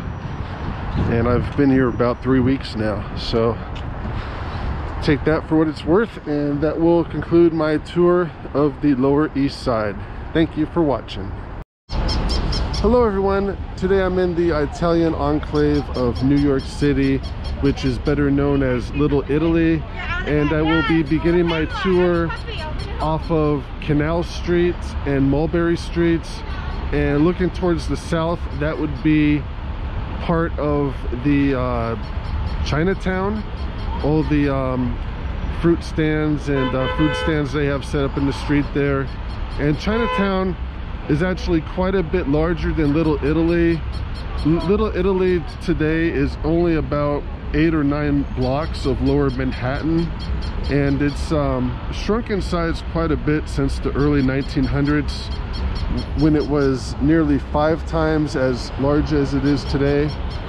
And the primary reason given for that is that quite a few Italian Americans have moved out to the suburbs, where people think the quality of life is better overall. And as you can probably see, the traffic here on Canal Street is pretty bad, like it is throughout much of New York City. And I'm now on Mulberry Street, and it's kind of hard to sometimes know when you are leaving Chinatown and entering Little Italy, as there's basically the same gift and souvenir shops that there are in Chinatown and basically throughout New York City. It's very tourist based here. So let's walk up Mulberry Street, and you kind of know you're getting into Little Italy when you start seeing more Italian restaurants. That's one good rule of thumb. And the first restaurant off to the left here is Cafe della Venezia, and just looking at their website and online, it's rated as a 4-star restaurant. And from their menu, a salmon linguine dish will set you back about $28. And continuing up Mulberry Street, next Italian restaurant, this is a Italian bakery, La Bella Ferrara Bakery, and they also have pretty good customer reviews. I could check this out here, see what they have. Looks like a lot of chocolates and yummy baked goods. Does not look like Italians are running this business, but no big deal. Let's see what the prices are here. Pastry is $2 to $3 each. Maybe this is why I never have any time for it. And back on Mulberry Street, off to the right are more gift shops.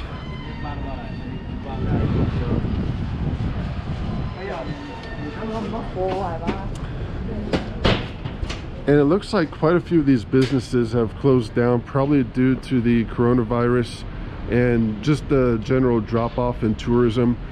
The restaurant across the street is called Ristorante Luna, and I looked them up online, and they were a pizza restaurant, and they actually had pretty good customer reviews. But it looks like with the coronavirus and just the tourism market being down substantially, most of these businesses, it seems like they're having a bit of a difficult time. Hopefully tourism will pick back up and there'll be more people to stop in and buy stuff at all these gift shops.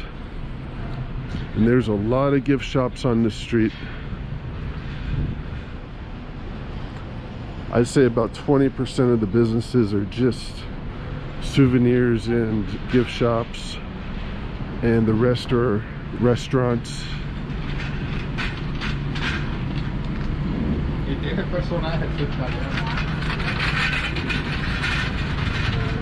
And the next street is Hester Street. And one other way that you know you're in Little Italy is some of these streets will have a sign that identifies the neighborhood as Little Italy, and Hester Street is one of the streets that do. But the odd thing about it is that the street here that does identify this area as Little Italy, as you can see, it's mostly just gift shops and souvenir shops. It kind of feels more like Little Italy back where I was at on Mulberry Street, so head back to Mulberry. And just out of curiosity, I was looking up what a apartment will rent for around here, and back at that bakery building, a one-bedroom apartment was listed at $1,900 a month, and that building was showing up as being built in 1915. So it's a little bit cheaper on this side of town. And the next restaurant across Mulberry Street is the Casa Bella Ristorante, and they are also an Italian restaurant, and they are as well listed as a 4.5-star business. And this one appears to be a little bit more high-end than the other Italian restaurants. They have their menu online, but the prices are not listed on their menu. So if price doesn't matter, then you can take your chances and grab a lunch or dinner there. And just crossed Hester Street, and the next Italian restaurant, this one looks a little bit more interesting. Let me see if I get a better view of this restaurant here.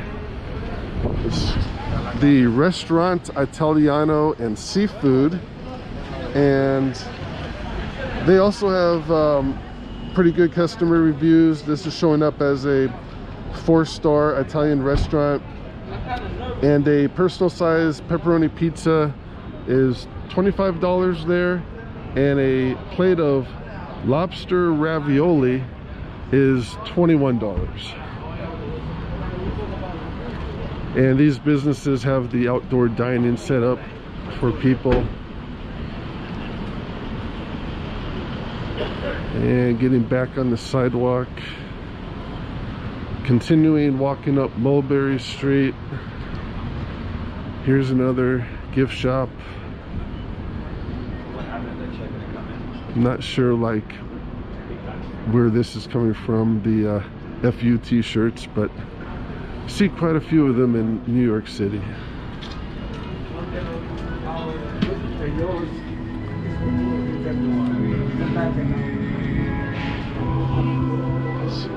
And here's some more Italian restaurants. This is Passiano's Pasta Specials, and various plates of pasta between $12 and $16 a plate.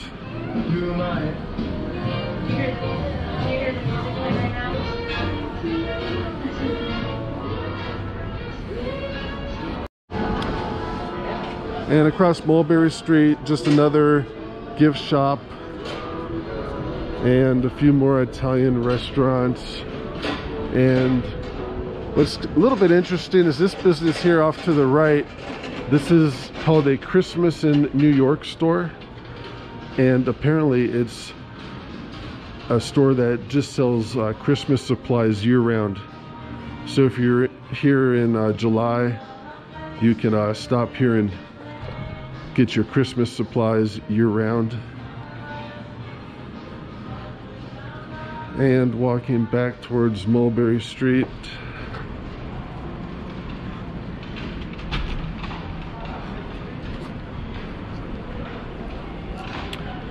it looks like to the right another casualty of the coronavirus, vacant building. And this looks like a gelato and bakery.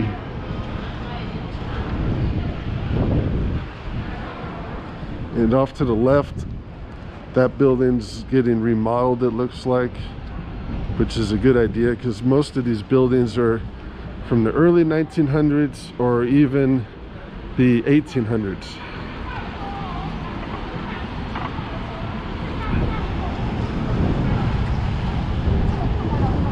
And it looks like pretty much all these blocks, it's set up the same, where the businesses are on the ground floor, and then up above there's apartment buildings. And I'm starting to notice quite a few of the apartments up top, they're vacant. And I'm not sure if that's because the building is just so old, it's hard to find people to rent them out to. And this next restaurant, this is a sandwich shop. It's called Oliva's Sandwich Shop, and let's see what an Italian sandwich is. It's $14 for an Italian and salami sandwich. And it looks like there's another gelato store here to the right.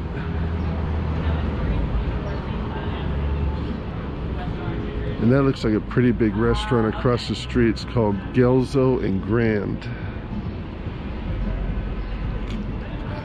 Let's see if I can cross the street.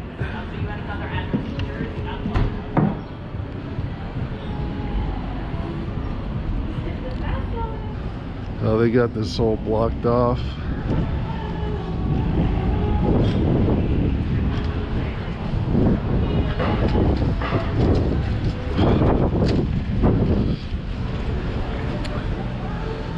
Anyhow, I'll just check out their website at the Gelzo and Grand restaurant. They are also listed as another 4.5-star business, and a plate of pasta is $20 to $30, and a personal sized pizza is about $20. And as far as the restaurant reviews go, it seems like every business is a 4-star and up, and I'm not sure how much weight to put on those reviews. It almost seems like you might have to dig a little bit deeper and read as many reviews as you can, just because it seems it's possible that if you didn't have good reviews, you could always hire a business service that will find people to write you good reviews. So basically you could pay for the good reviews, is what I'm trying to say. And here's another Italian restaurant. They have their menu outside. Mulberry Street restaurant. A pizza there is $20.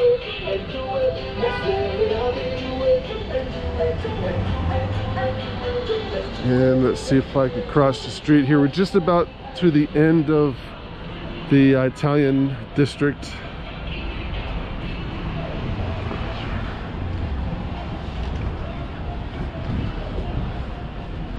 And to the left, this is another Italian restaurant. Let's see, this is the Grata Azzurra. And looks like they have quite a bit of history here. It says they've been in business since 1908. And let's see what's on their menu today. Pizzas are $17, $18, and the pasta dishes are about $14, $15. And getting back on Mulberry Street, I'm about to cross Broome, and this Broome Street marks the northern boundary for the Italian district. There's still a few Italian shops and restaurants, but it kind of starts to decrease quite a bit as you walk further up.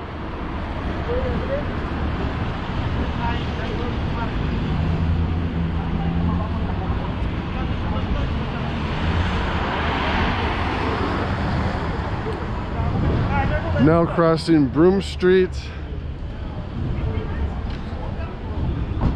And let's just see how fast the Italian restaurants start to disappear. To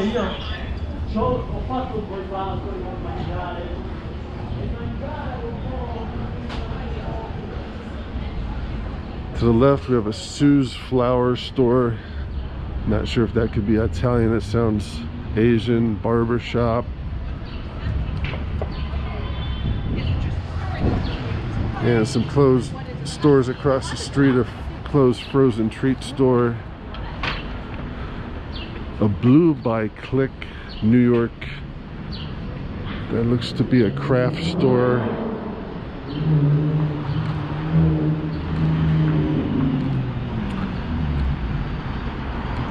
And that's pretty much the last of the Italian district back there. Now across the street there's a magazine store. And this street here, of course there's no street sign other than we're still on Mulberry, but it does not identify the cross street. Just a lot of graffiti covered buildings, but that is the end of the Little Italy, and that will conclude my tour today. Thank you. Hello everyone, today I'm in Lower Manhattan at the City Hall Park area, and I'll be walking across the Brooklyn Bridge, which is directly in front of me there in the center. And they do have a pedestrian area for people to walk and bike across the bridge. And I'll point out as many of the buildings as I possibly can on the walk. And from where I'm starting at, this is the City Hall area. Again, like I said, that large building in the center would be the New York Municipal Building, and that's just one of the numerous buildings that the city of New York owns, and just surrounded by various courthouses. And this courthouse building behind me, that's the Tweed Courthouse, and the next building in the center is the City Hall building, and it looks like the light is green here to cross the street. And I'm now just crossing Center Street.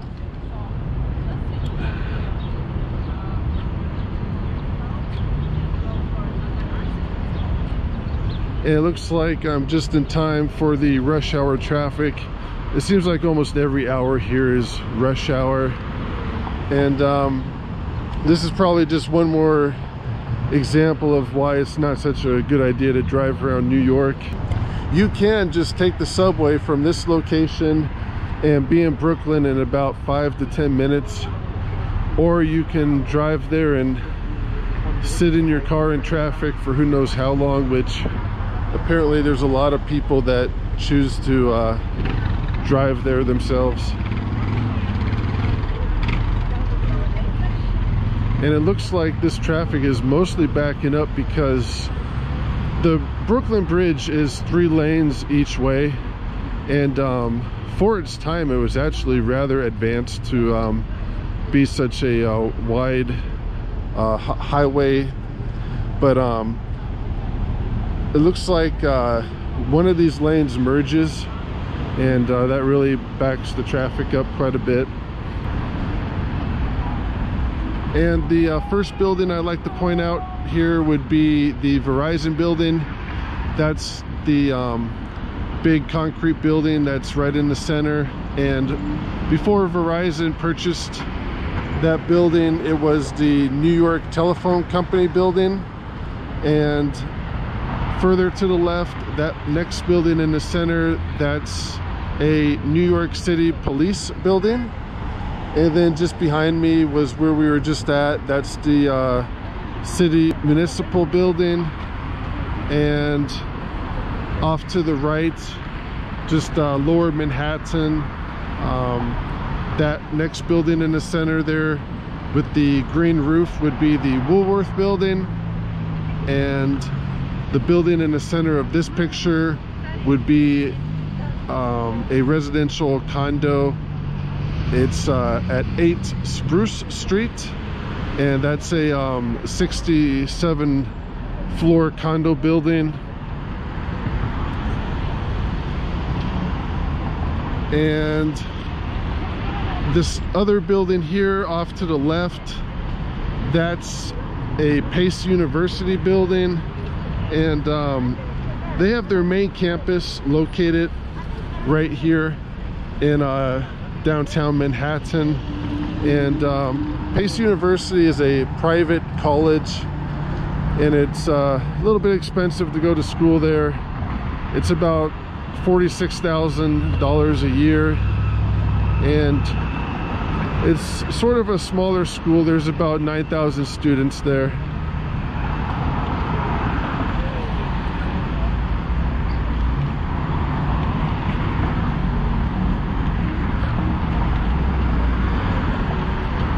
And off to the left, the darker brick building that's in front of the Verizon building, that's a high school. It's listed as the Murray Bergtram High School campus.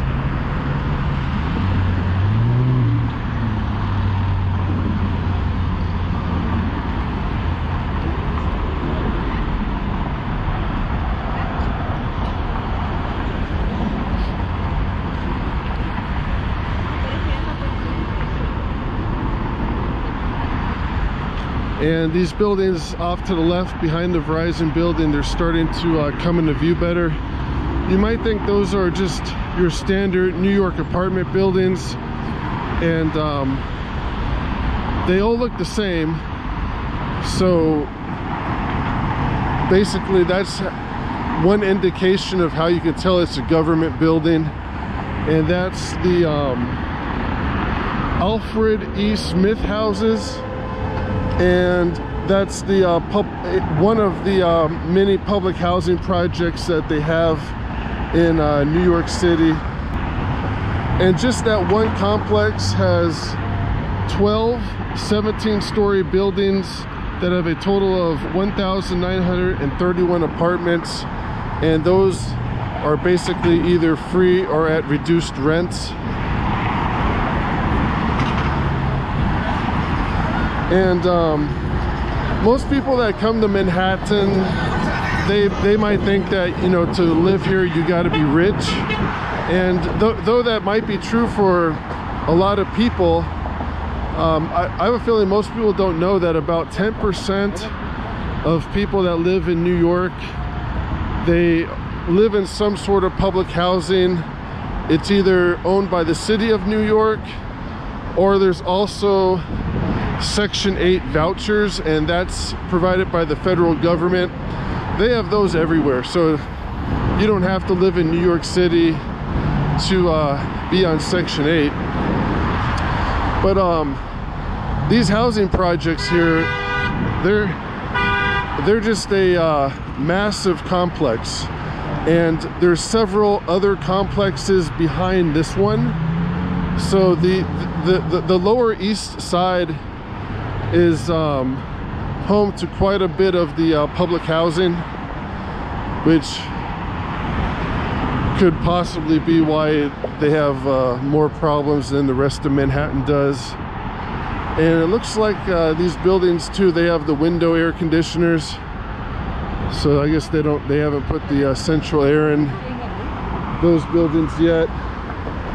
And these buildings, this building off to the right here, that's a private condo complex, and it's actually about as old as the public housing. And this is 33-3 Pearl Street, and it's showing up as the South Bridge Towers that were built in 1971, and a two-bedroom apartment in this building costs about $1.3 million. So you really have like two sides of New York City right here. On the one side you have Manhattan, the financial district, pretty expensive condos and apartments, and basically a block down the street you have free rent public housing. And what's rather surprising is even after they've built all this public housing and with all the Section 8 housing vouchers, there's still homeless people in the city of New York. You still see homeless people. And I'm not sure if there's ever going to be a point where they can build enough housing, or at least in places where people want to live. There's probably a wait list several years long to get into these places. And even on this side of Manhattan, like an apartment building in a private complex, a one bedroom would rent for probably about $2,500 to $3,000 a month, even in the worst area. So if you can get one of these public housing apartments, you're saving quite a bit of money. You know, that's like $30,000 to $40,000 a year in free rent that you basically don't have to pay.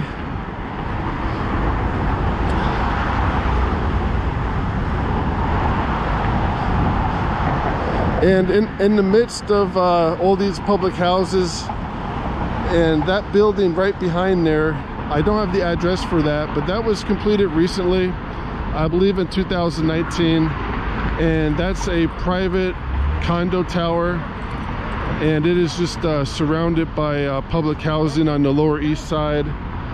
And looking towards the south, that's the financial district of Manhattan again, and that concrete building there right in the center, that is showing up as 80 South Street, and that is a 113-story condo tower. It's been under construction or in the planning stages for the last 20 years, and it's supposed to be completed sometime in the next 4 to 5 years, by the year 2027. And it looks like the last recession in 2008 slowed them down quite a bit. The construction on it stopped, but they're still building it now. And it doesn't look like it's topped out yet. It looks like it's still going to get higher than that. And that might be one of the largest towers in Manhattan when that's finished.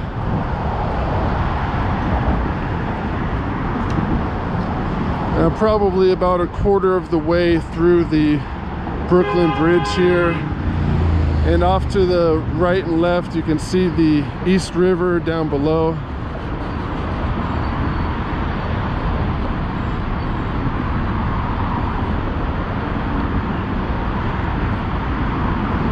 And off to the left, there's a second bridge that also goes to Brooklyn. That's the Manhattan Bridge. And then down below this bridge, there's FDR Highway there. That's a 2-lane highway that goes around the city of Manhattan. And that's actually an elevated highway. So down below that roadway, there's a third roadway, and that's South Street. So just in this one area, you got a lot of stuff going on.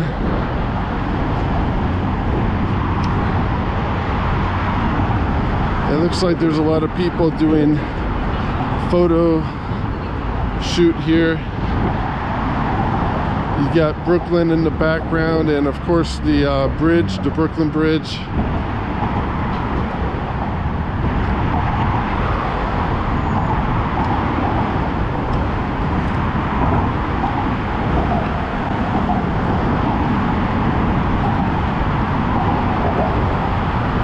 And here's a better view of these cables that are holding this bridge up. They just have thousands of these cables. Must be at least an inch and a half thick, and there must be continuous maintenance that needs to be done on this bridge to paint it and make sure it doesn't rust out.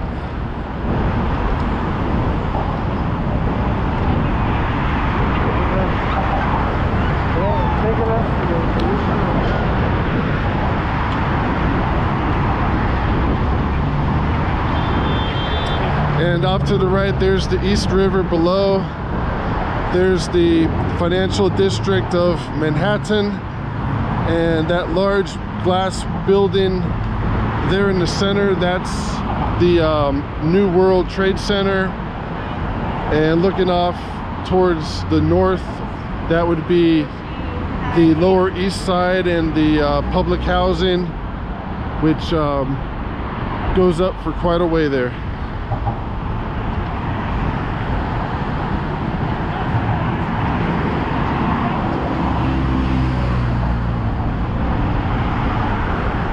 And I'm not really sure if I'm gonna make it all the way across the bridge. There's really nothing in Brooklyn that I have planned on seeing, so I'm probably gonna stop about halfway. Yeah, I'm just about to the first stone tower here.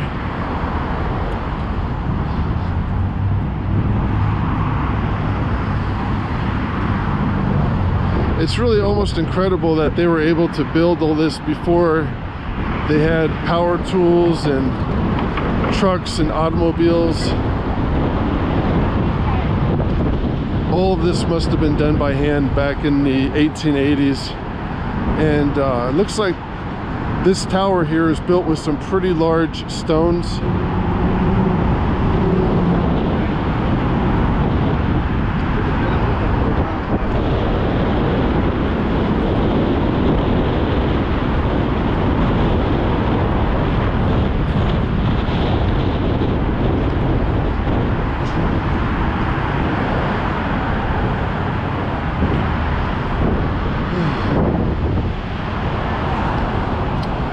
And I'm now at the base of the first tower, and it looks like they have this area, it's under construction. But get a little bit better of a view of the kind of stonework that built the bridge. Those are pretty big stones.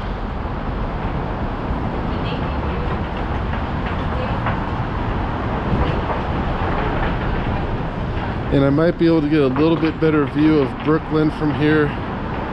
And there is Brooklyn looking from the south to the north, and down below, that's the rush hour traffic heading out of New York to Brooklyn. And that will conclude my tour of the Brooklyn Bridge. Thank you. Hello everyone, today I'm in downtown Manhattan, and I'll be giving a tour of the Civic Center area, which is this area right here.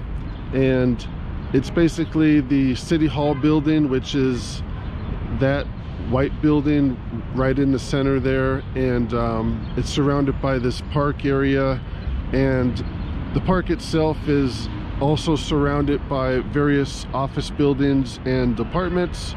And I'll try to point out as many of the buildings as I possibly can.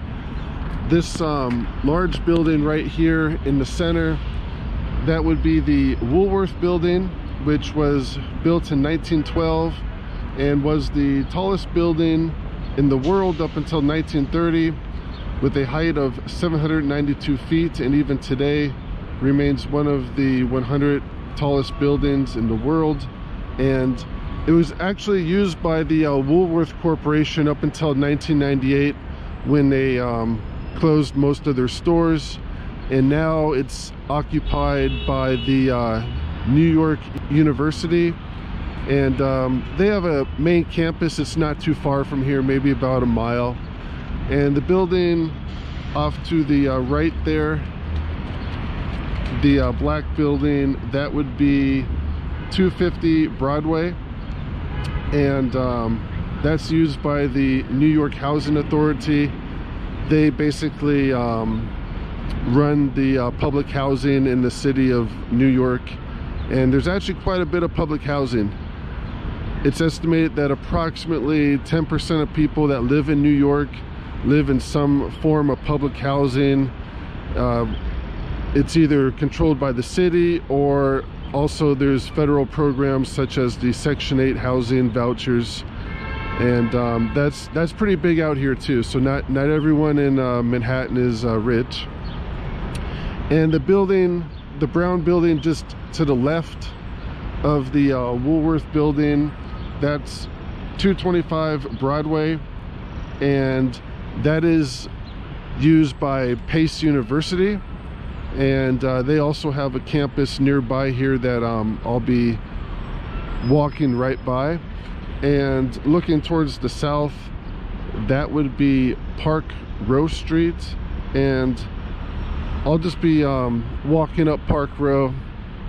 There's most of the government buildings are on Park Row, and they seem to have the most history because they're the basically oldest buildings. And there's also new buildings too, such as this glass building here in the center, the black building. That's still under construction.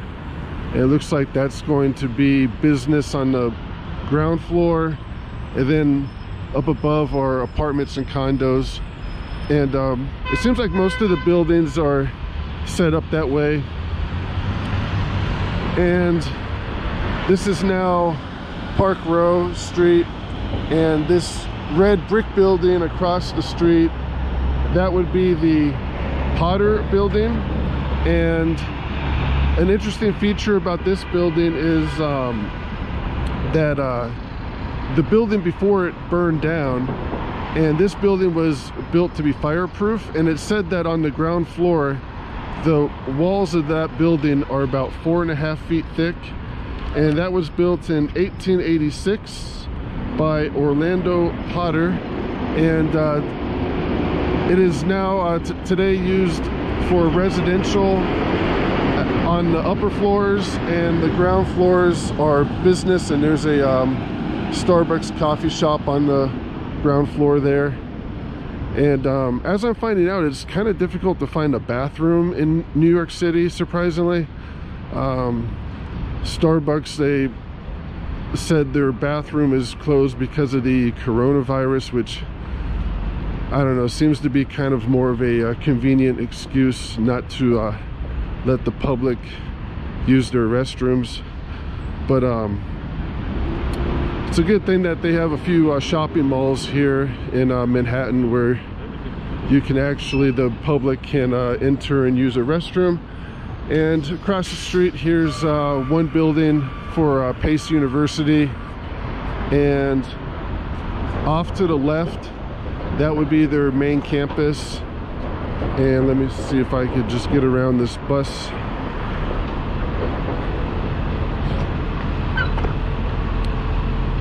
And here's a better view of the City Hall building. This was built in 1811. And there's actually a rather interesting background story about the New York City Hall building as being the site of a large police riot in 1857 that involved hundreds of police officers, and it caused dozens of injuries and even left one police officer paralyzed. And it was basically a riot between two different New York police forces. And the riot was caused when the mayor of New York City, he had agreed with city officials to hire a certain city street commissioner, and when the street commissioner showed up for his job, he was thrown off the property by the mayor of New York. And apparently the street commissioner didn't like getting thrown off, and he was able to get a warrant for the mayor of New York. And that warrant was served by the Metropolitan Police Station of New York City. However, at the time, City Hall was controlled by a municipal police force, and when the Metropolitan police officers tried to take the mayor to jail, there was the large riot ensued, and it said that over 57 police officers were injured. And the mayor of New York, he only gave up when the United States 7th Regiment got involved, and he finally turned himself in and later went to jail. And I'm gonna continue walking on Park Row. And to the left is the still the City Hall building, and to the right is Pace University.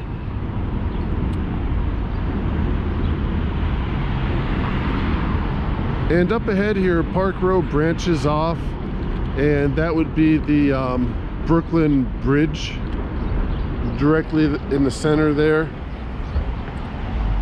See if I could get a better view of it. That would be the start of the Brooklyn Bridge, I meant to say. And that large concrete building in the center, that's the Verizon building, and at one time it was the New York City telephone building. And here's a better view of the Brooklyn Bridge right there, kind of in the back. And looking towards the south, right behind that building, right behind the Pace University, that is 8 Spruce Street. And it's a rather large apartment condo complex that is 76 stories, and a 1-bedroom apartment in there starts at about $1.5 million or so. A little bit expensive.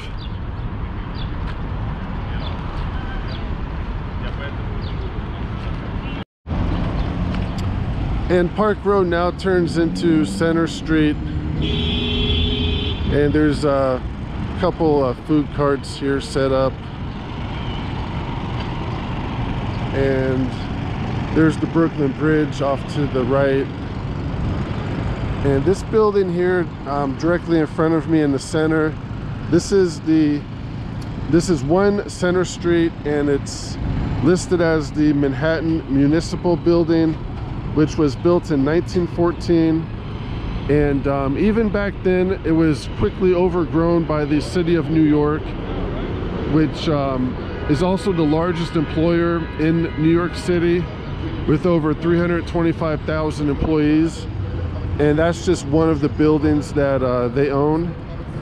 And across the street from the municipal building, that's the Surrogates Courthouse, right there in the center.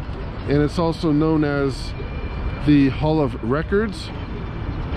And another interesting government building right in the back here, this is the Tweed Courthouse.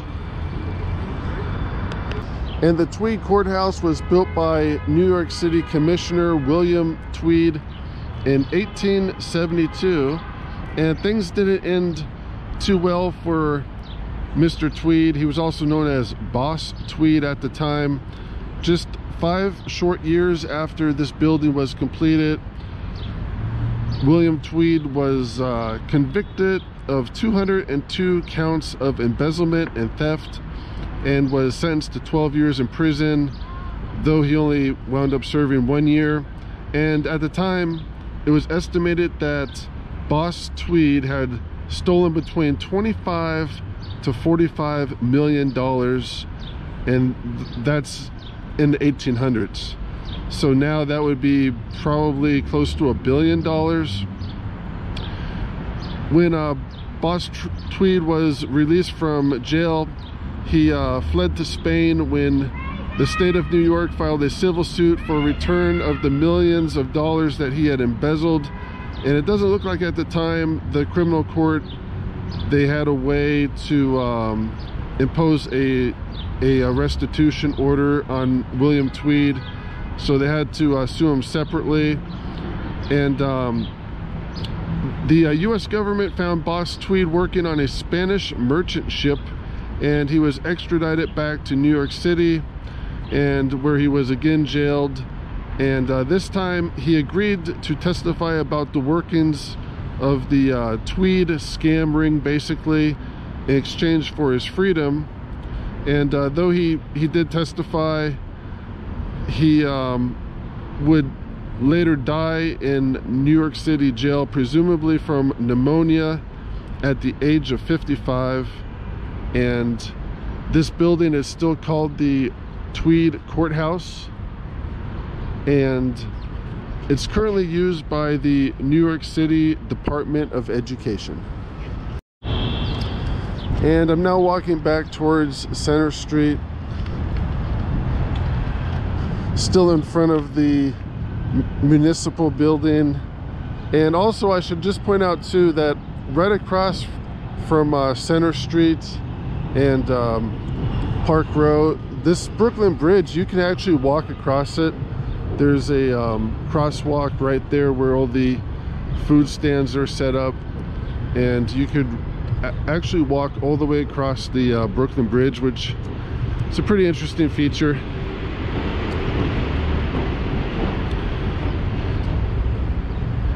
And these bikes off to the right, they're also a pretty good idea too. They're Citibank rental bikes, and it costs about $15 a day to rent one of those bikes. And they have the stands set up throughout the city of New York. And right now it's not too busy, but when things do get busy here, I guess it might not help you out that much if the sidewalks are too crowded.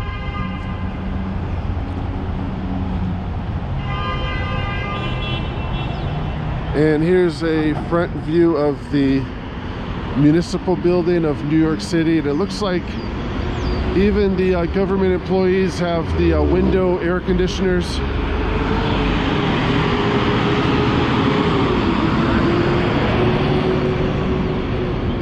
And I'm now crossing Chambers Street.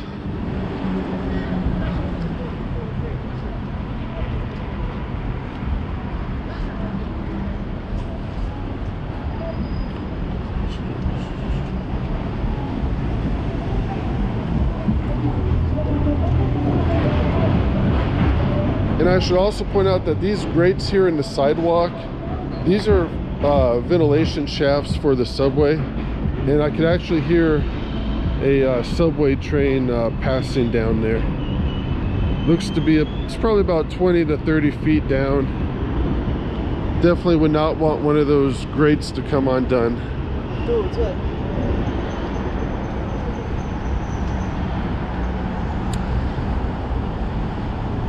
And the next street is Reed Street. And there's a lot of government buildings in this area, both state and federal buildings.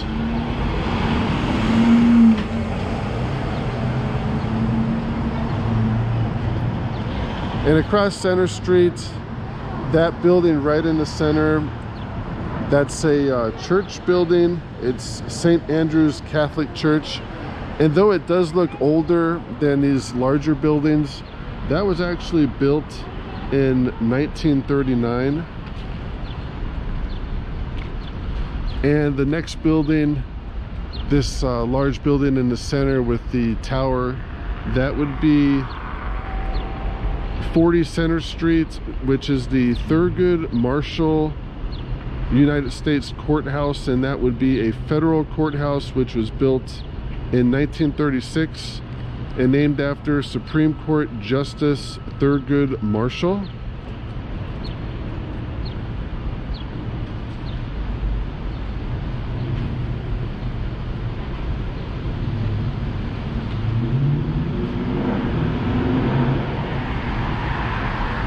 It looks like Center Street branched off, and I'm on Lafayette Street, and I'm just gonna try to get back onto Center Street, but there's a lot more government buildings to point out.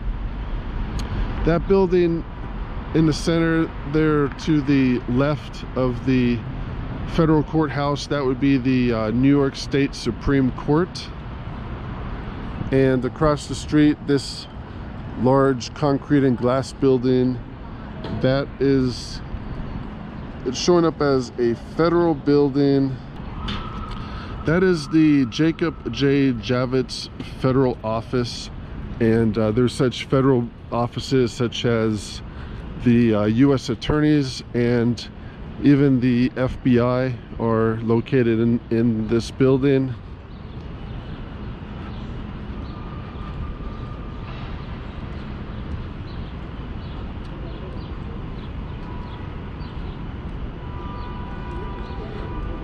And behind the Jacob Javits building, the building right in the center there, that's a IRS building. So it seems like on the left side of the street, more federal, and then on the right side, state buildings. And there's another subway passing down below there.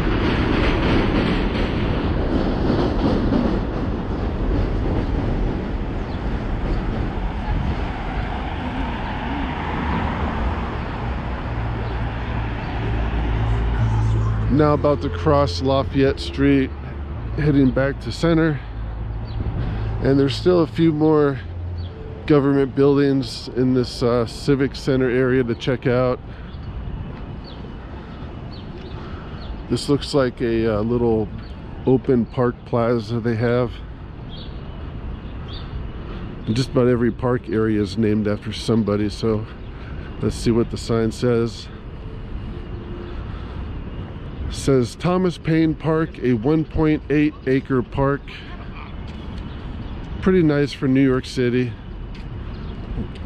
A lot of grass, open space, and they have these park benches set up for people.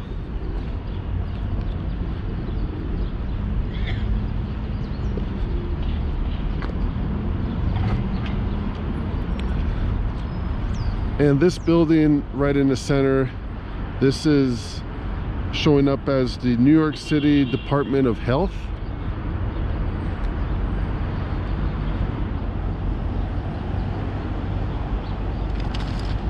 And across the street, that's another state building, and that's the Louis J. Lefkowitz State Building, and that's for the marriage license office. And now back on Center Street, just about to cross Worth Street here. It looks like the marriage license building also has the window air conditioners. Hopefully they're tied in there pretty well. I always wondered if some of those ever come loose, and it might really injure somebody pretty bad if one of those were to fall.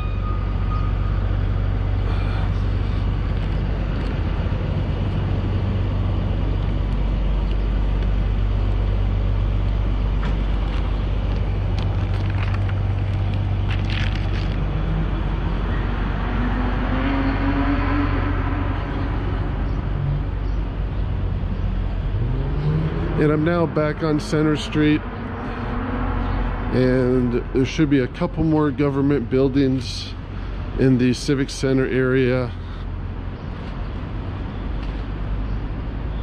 And I'm just about entering Chinatown, still probably about maybe 3 or 4 blocks away from Chinatown.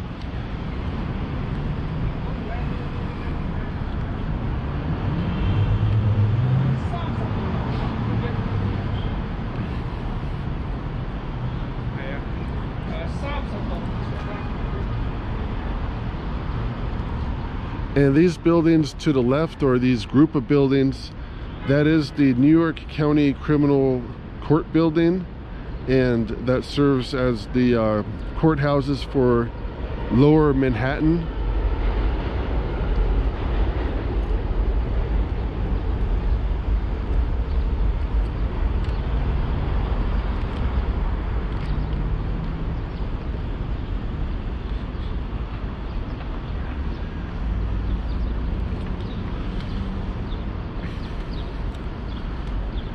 And off to the right across from the courthouses, there's more courthouses. The building in the center, the white concrete building, that's the New York County Family Court building. And this one off to the right would be the Civil Court building. And so they got a lot of court buildings. These 3 buildings right in the center here are either criminal court or civil, and it looks like some of these buildings in the back, there's something going on with these buildings. Let's see if I get a better view. Looks like they got some tarps up there. Let me see if I can zoom in. That building right in the center there between the family court building and the civil court one, it's got some tarps up there on top, and it looks like that building is just about falling apart. It looks like the brick on it is basically just falling off of that building, and it looks like they put some tarps up there. And I've always wondered about that. Some of these older buildings, they're just about literally falling apart. And there's one right there, and I'm not even sure if anyone would even be living in that, especially with all the rain we've been getting. And continuing up Center Street,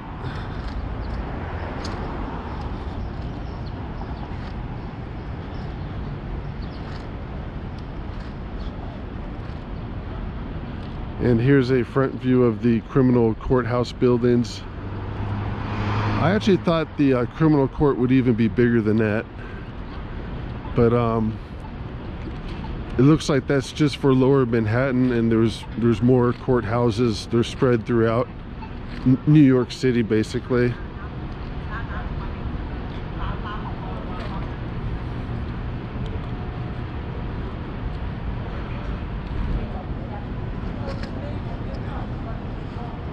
And the last government building on the list is the Manhattan Detention Complex, which is this brown building right in the center. And that's basically the Manhattan jail. It's just one of the jails that they operate. And it's actually a smaller jail for New York City. The main jail is located on Rikers Island, and this one can house about 900 people. The main jail on Rikers Island holds about 10,000.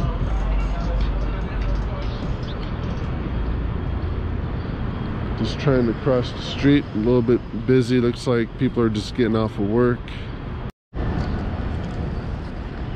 And now crossing Center Street, just walking in between the jail that's on the left, and to the right is the criminal courthouse.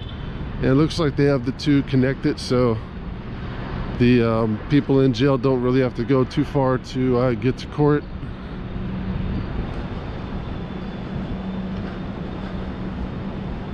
And I'm now starting to get into Chinatown. These next couple blocks here are mostly the start of Chinatown. There's a few court-related businesses here. There's some bail bonds, but off to the left is a Chinese food restaurant, and it's like there's more down the street there. It's a Vietnamese restaurant as well. So this is the start of Chinatown here, and that will conclude my tour of the Civic Center area of New York City. Thank you. Hello everyone, I'm at the 7-Eleven here in Lower Manhattan off of Broadway and Duane Streets, and just stopped in to grab me a slice of pizza. And it even comes with these handy plastic gloves that they hand out for free to grab the slice of pizza. And overall, not the worst pizza ever. Certainly not the best, even for $1. But it kind of reminds me a bit of the cafeteria style pizza that you would get like in grade school. And I'd say if you happen to be walking by a 7-Eleven in New York, and if you're really hungry, it's probably okay to stop in and grab a slice of pizza. Thank you for watching. Hello everyone, I'm in the Battery Park neighborhood of Manhattan, which is a 25-acre park that is surrounded by various office buildings and apartments. And that building right in the center there would be the new World Trade Center building. and looking directly behind me would be the Hudson River, and in the very far back would be the Statue of Liberty. And Battery Park has quite a bit of history. It dates back to the early 1600s when Manhattan was a British colony, and it got its name Battery Park from the artillery installations that were installed basically to keep unwanted ships from sailing up the Hudson River and to protect the island of Manhattan. And though this is my first time in New York City, I do have the help of a GPS guide, and I'm just going to walk up Broadway Street and just on the way point out as many of the buildings as possible.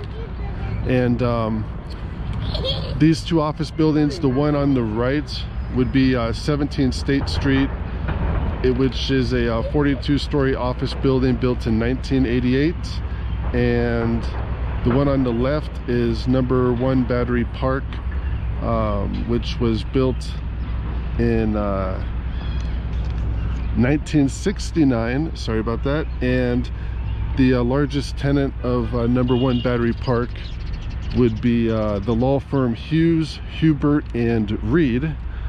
And most of the building is just rented out as office space. I doubt the law firm takes up the entire building, but I guess that is possible. Hopefully not, though. And this building next to it here was the former Alexander Hamilton U.S. Custom House, and it is now used as a Native American museum, and it appears to be closed because of the coronavirus. But architecturally, the older buildings seem to have quite a bit more character than most of the newer buildings do. I guess you could probably say the same thing in most other big cities as well.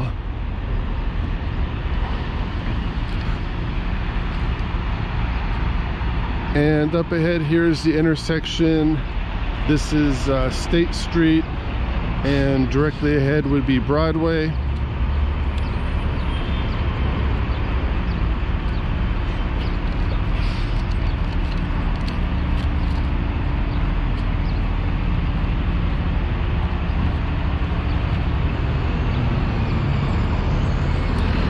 And the building directly ahead of me would be number 1 Broadway, which was built in 1919, and it was the headquarters of the International Mercantile Marine Corporation, and they were there up until 1979, and it looks like now it's just another office building.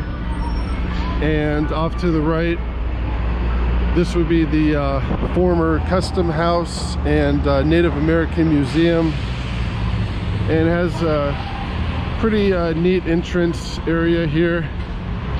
There's a statue on the right. Looks like that lady's holding a globe, and one on the left, I'm not really sure what that represents, but the building is closed today because of the coronavirus. And there also seems to be quite a few of these bike stations here spread throughout New York City. And you can rent these bikes by the day. Not sure how much they are, but I'm also not sure how much help a bike would be, because the sidewalks do get rather busy. I do think it's like a really hard thing to like. And I'm just walking into Bowling Green Park here.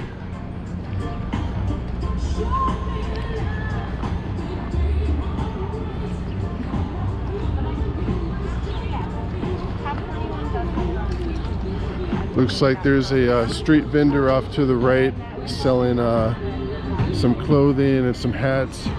I haven't really seen too many street vendors since I've been here.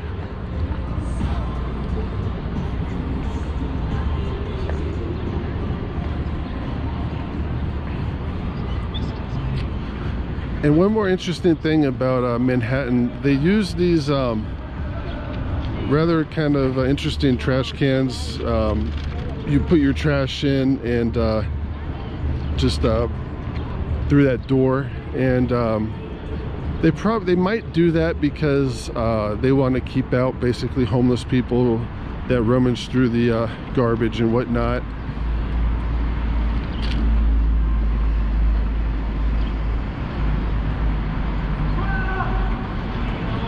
And the next building on my list would be this one off to the right. Looks like there's some homeless people over there having some fun. This would be number 26 Broadway, which was built in 1885 and was the headquarters for the Standard Oil Company. So at one time, this was where the richest company, not just in the US, but in the world, was based. And today, it looks like it's still used as an office building. It does not look residential. And directly ahead of me is the Charging Bull statue. Let me see if I could get a front side shot here.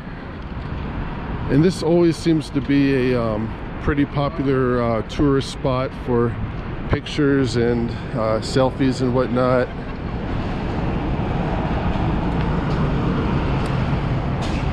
And just to give some background on the Charging Bull, the idea to create this statue came in right after the stock market crash of 1987. And this bull was initially placed in front of the New York Stock Exchange, which is about maybe 2 or 3 blocks up Broadway. And for some reason, they didn't like the bull being there. And they relocated the bull down here, and it's been here ever since 1989. And fortunately, we haven't had a major stock market crash since that time. And this building here is currently a Cipriani restaurant, and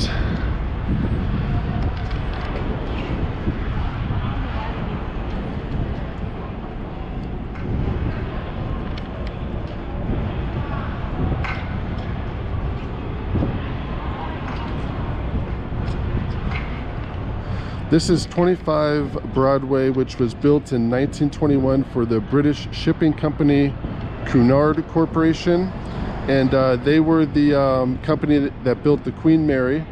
And Cunard Corporation was here until 1974, and after that the building was used as a US post office until the year 2000.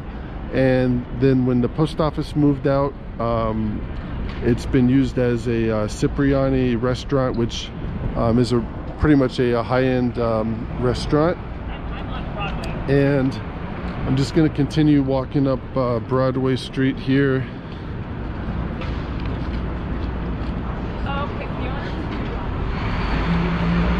Looks like there's a Planet Fitness Center also in the Cunard building.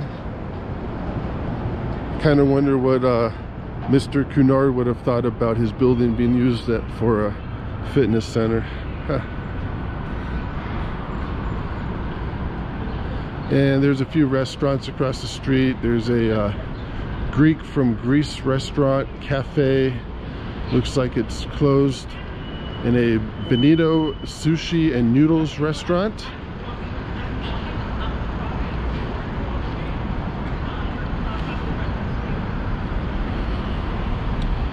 And the next building is 42 Broadway. Not much shows up on this building on my GPS, other than it was built in 1902, and the lower floors look to be used for commercial purposes, but the upper floors though are probably apartments.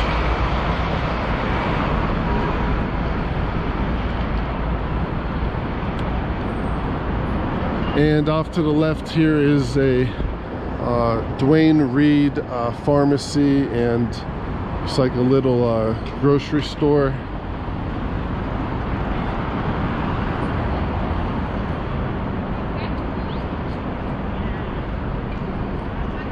And across the street is a wireless and electronics New York gift store. And the next building on my list, this is 45 Broadway. And I really can't find out much information on this, when it was built, other than it's currently being used as an office building.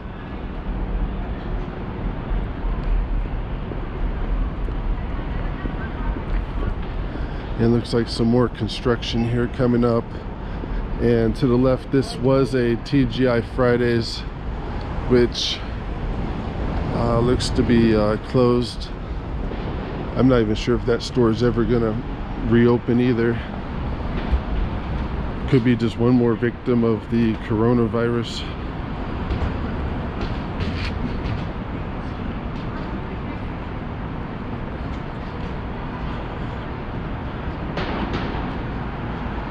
And I'm now about maybe 2 blocks from Wall Street and the New York Stock Exchange. And I just have one more building that's on my list.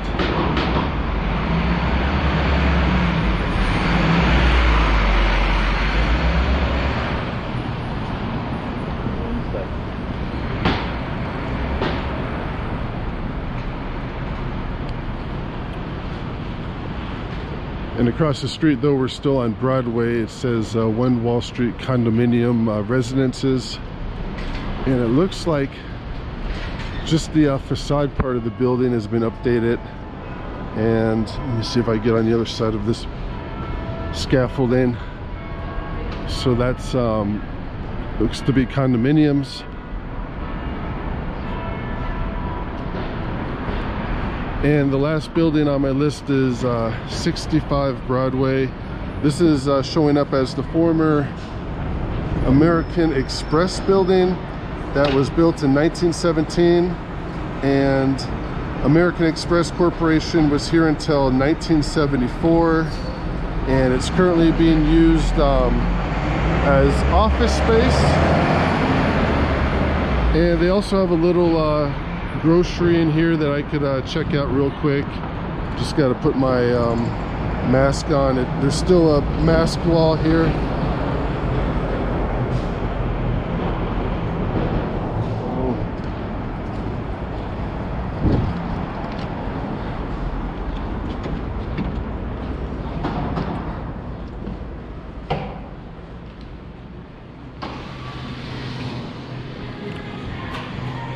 Just want to give everyone an idea what it's like to shop in New York here.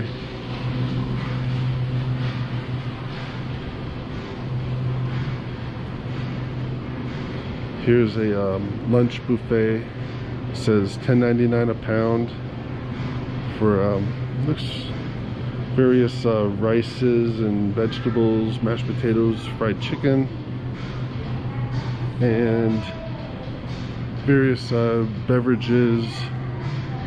Looks like it's seeing $3-4 for like a Gatorade or a soda. Overall, pretty basic place to eat lunch. And here's a deli area. Let's see. Tuna sandwich is $9.50. That's not bad. I was expecting prices to be a little bit higher, actually, so just wanted to give everyone an idea of what it's like to shop here. And that will conclude my tour of the Battery Park neighborhood. Thank you. Hello everyone, I'm in the Manhattan neighborhood, better known as Tribeca. And today I'm gonna begin my tour right off of West Street here. And we're about maybe half a mile from the Hudson River, which is directly behind these buildings here. And there's actually some pretty big corporations in these buildings. This one directly in front of me is 200 West Street, which is the global headquarters for Goldman Sachs. And the building next to it is 200 Vesey Street, which is the corporate headquarters of American Express Corporation. And the building to the left of that is 225 Liberty Street, and there's the Oppenheimer Funds Corporation and State Street Corporation in that building. And right across the street from those buildings, right there, that would be the new World Trade Center building. That's One World Trade Center. And this older building here, this is the corporate headquarters for Verizon Corporation. And before Verizon purchased this building,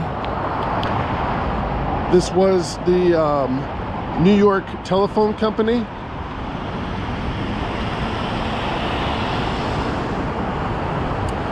And this building is showing up as being built in 1927.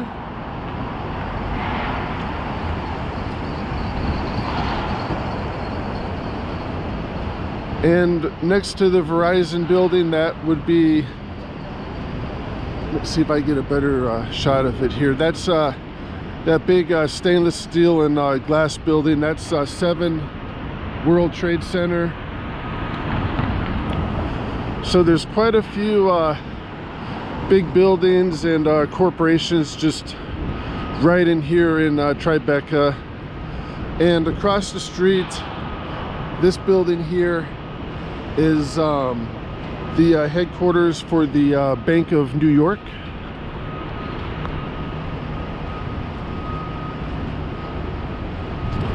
And it looks like they're doing some construction on the World Trade Center. It's a pretty heavy-duty steel and concrete building that they're putting up.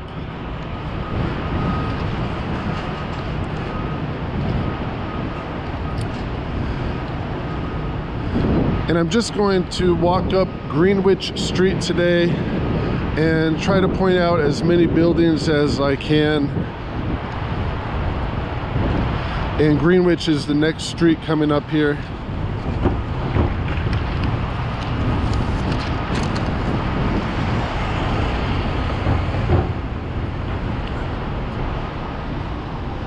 And this would be Greenwich Street, and this big brick and glass building would be part of the Manhattan Community College system, and it's showing up as their arts center.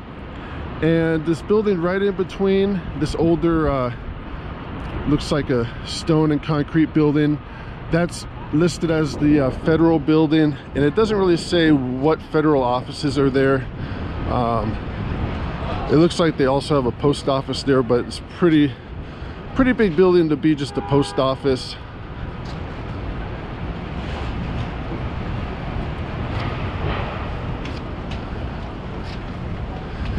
And I'm now walking on Greenwich Street, and this would be the front of the Bank of New York.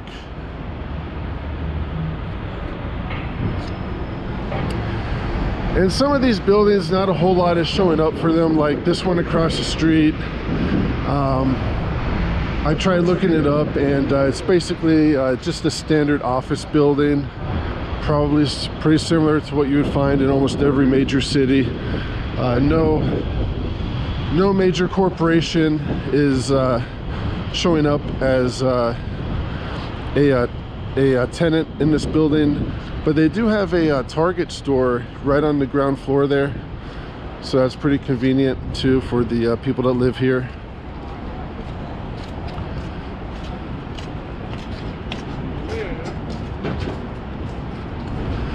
And they have these food carts set up here on the sidewalk.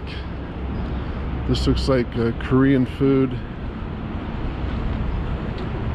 See how much is lunch today. A teriyaki chicken bowl is $8. and now crossing Murray Street, and this gets into more of a residential type area.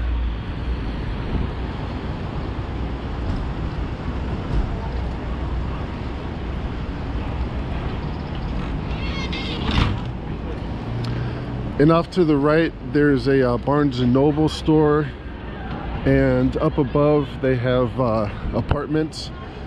And this looks like a newer building, and I was just curious to see what an apartment rents for around here. And a 2-bedroom apartment in this building. This is 89 Barclay Street, and a 2-bedroom apartment starts at $5,300 in this building.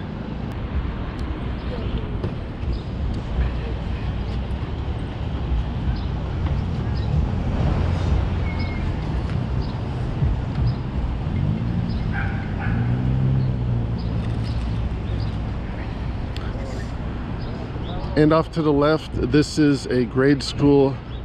It's called Independence School.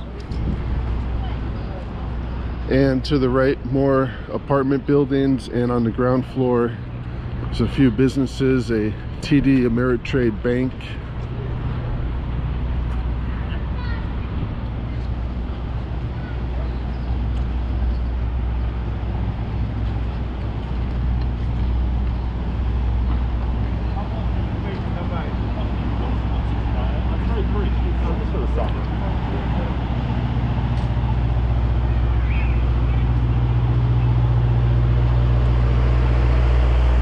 And the next street here is Chambers Street, and there's a McDonald's located right there on the ground floor of that building. It's always good to have a McDonald's. Never know when you need to get a cheap bite to eat. And there's actually some pretty good restaurants located on this street that aren't too expensive.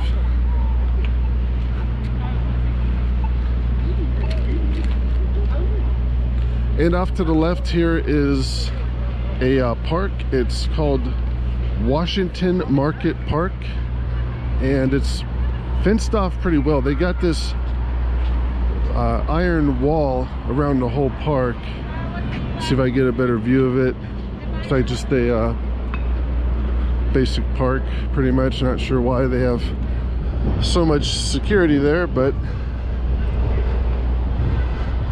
could be a private park, possibly for the school.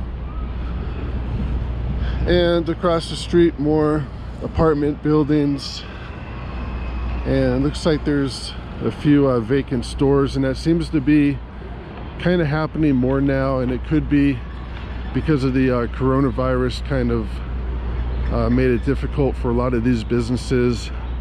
And I think the tourism, it's down quite a bit from where it was in 2019.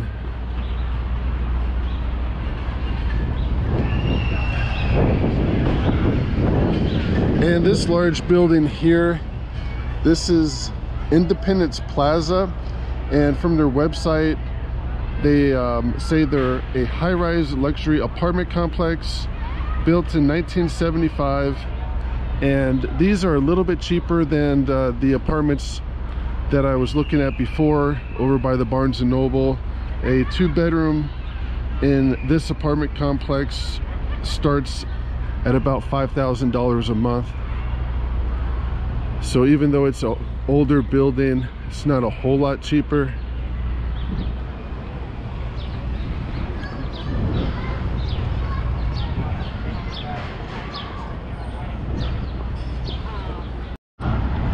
And across the street there's 2 Italian restaurants. One is Langola's and the other one is Gigino's. And I looked at their website, and they seem to have pretty good customer reviews, and they're both 4 or 5-star restaurants. And surprisingly, it's not too expensive at Gigino's Italian. A plate of pasta is showing up at about $25. And there's quite a few different varieties of pasta to choose from. And a personal pizza is about $20. So overall, pretty reasonable prices for New York in general, and especially for this area. And to the left, I'm still in front of the Independence Plaza Apartments, and further down, that would be the second tower of the Independence Plaza. And off to the right, there's a more apartments up on top and a few small businesses. There's a laundry cleaners, and looks like the business on the end is a Joseph Carpet business.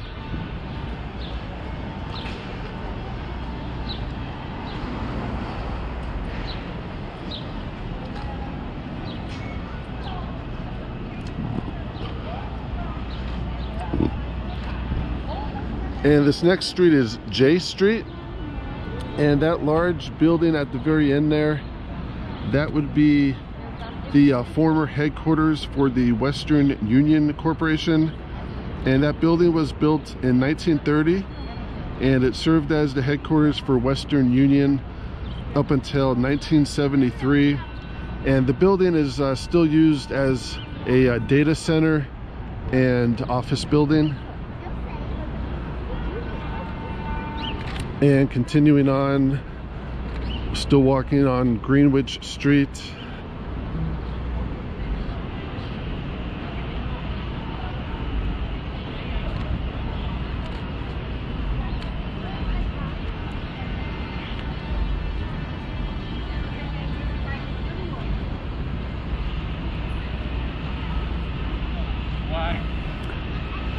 And the next restaurant is called Zona Tribeca. It's right there across the street, and that's listed as a Mexican restaurant. And they also have pretty good customer reviews. Pretty much all these restaurants are showing up online as 4 to 5 stars. And I've never eaten here, but apparently at least some people do like these restaurants. A steak taco is $18 there, and a beverage is $5 around there. So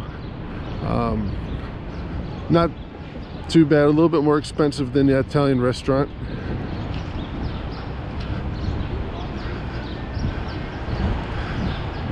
And more restaurants across the street. There's a American Cut Steakhouse and Molino, New York.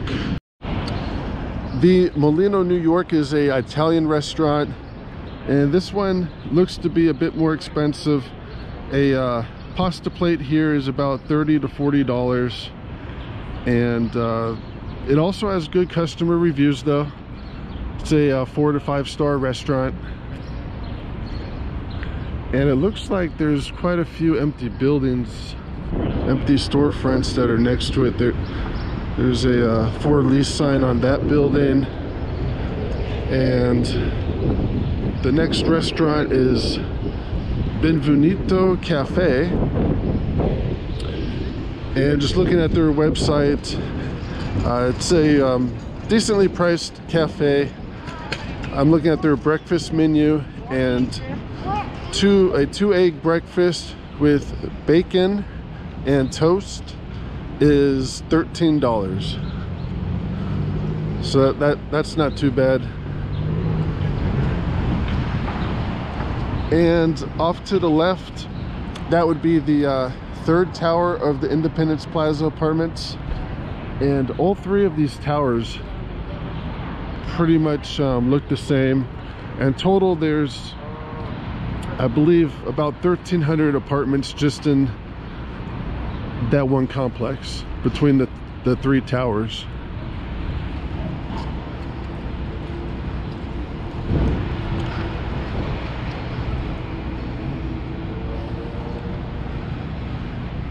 And we are now approaching Moore Street, and that building right there is the headquarters for Citibank. And that's a pretty big building. And of course there's going to be restaurants near the Citibank headquarters. Let me see if I get across the street.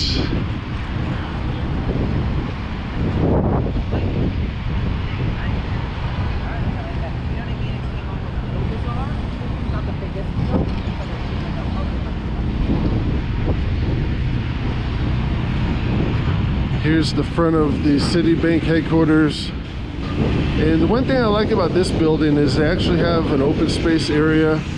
Something like this is pretty hard to find. Most of New York is all concrete, and if there is an open space area like that, it will be blocked off. And it looks like they're just blocking it off to clean the sidewalk. So if you have a pet with you, that'd be a good place to take your dog. Not sure how much Citibank would like that, but anyhow, continuing on Greenwich Street.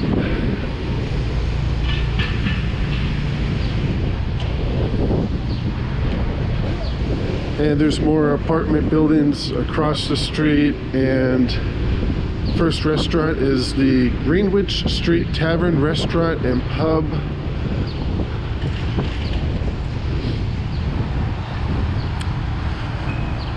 And since we are at Citibank, throughout New York City, they have these bike rentals, and these are sponsored by Citibank. So you can rent one of these bikes. The whole day is $15. And right now it's not too busy in New York, Manhattan, so it would probably save you a lot of time. But it just seems like when things get busy though, when the sidewalks are really crowded, I'm not sure how much time this is going to save you to rent a bike. And starting to get into the industrial, more industrial part of Tribeca. And the last restaurant on my tour here, this is Wolfgang's Steakhouse across the street. And this is also a 4 to 5 star restaurant. It's a little bit more expensive. A steak dinner will set you back about $60, and the sides, vegetables, and salad are of course extra. Hello everyone, I'm on the boundary of Tribeca, looking towards the south, and towards the north here would be SoHo, and this is Broadway and Canal Streets. And I just wanted to point out a rather interesting building. That tower right in the center is called 57 Leonard Street, and that is a 60-story condo complex that was built in 2017, and that is in Tribeca, and has rather interesting architectural features to it, just the way it's shaped and whatnot. And a condo there starts in the $3 million price range, so it's a little bit expensive, and just wanted to include that in my tour as well. Thank you. Hello everyone, I'm at the 99-cent pizza restaurant in SoHo, and this is just off of Canal Street and West Broadway, and picked up a slice of the 99-cent pizza, and I could definitely say that this pizza is certainly better than the 7-Eleven $1 slice pizza, and it's worth your time to find this little pizza restaurant and pick up a slice of $1 pizza. Thank you for watching. Hello everyone, today I'm going to give a tour of SoHo, which is a neighborhood of Manhattan, and I'm starting here off of Canal Street, and all this traffic here is people waiting to get into the Holland Tunnel, and they're probably going to New Jersey. And Canal Street separates SoHo from Tribeca, which is the neighborhood directly to the south, and there's just various restaurants here on Canal Street. Here's a rather affordable pizza place. They sell 99-cent slices of pizza, and there's a Dunkin' Donut shop. But this is a pretty good reason why you really don't want to drive around New York too much, because it's probably like this all the time.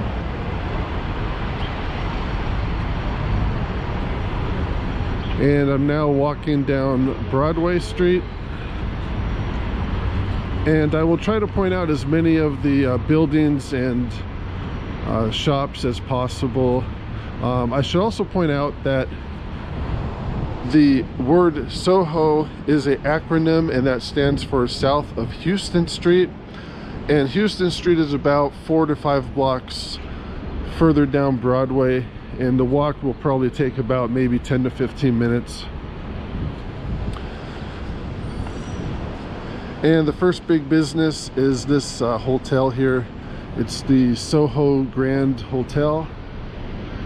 And looking online at their website, it's showing up as a 4-star hotel, and the price of a room is about $300 per night.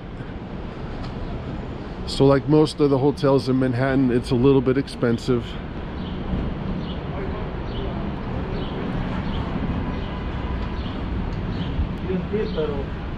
And across the street there's a Lemon Tree Gourmet Deli. However, when I tried to look that up online, it shows up as just the Broadway Gourmet Deli, and it looks to have about a 3-star rating, and the prices seem rather reasonable. A tuna sandwich is about $9.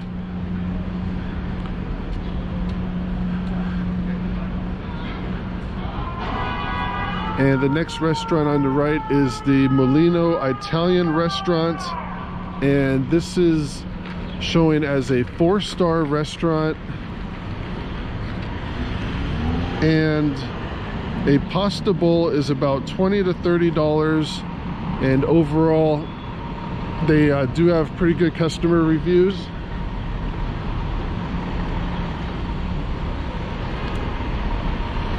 And across the street is the Felix restaurant, and that is, see if I get a better view. Not sure what's going on here with the fire truck. That is a French restaurant, and they also have pretty good reviews. That's showing as a 4-star restaurant, and a burger and fries and salad are about $22.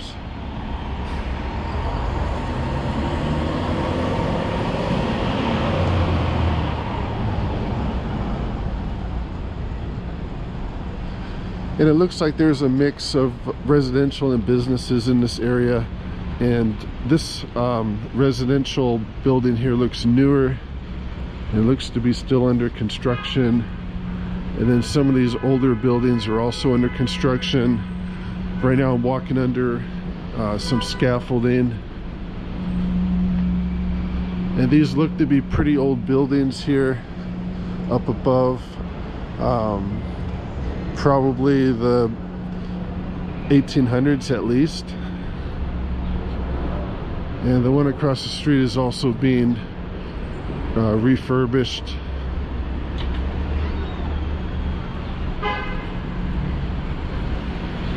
And it looks like they're having a few problems here with graffiti. This storefront is all boarded up. And here's a for rent sign. I'm not sure, that could be because of the coronavirus, which tourism is down quite a bit, so I think a lot of these businesses are having a hard time hanging on. And the next restaurant is Ken's Broom Street Bar. And some more traffic. This is Broom Street. And Ken's Broom Street Bar is showing also as a 4-star restaurant, and it's been here since 1972. And a burger and fries are a little bit cheaper than the French restaurant. They're listed at about $15. And though the light is green, it has just stopped. All these people are trying to get to the Holland Tunnel, which leads to New Jersey. And that traffic is just backed up for, it looks like, miles.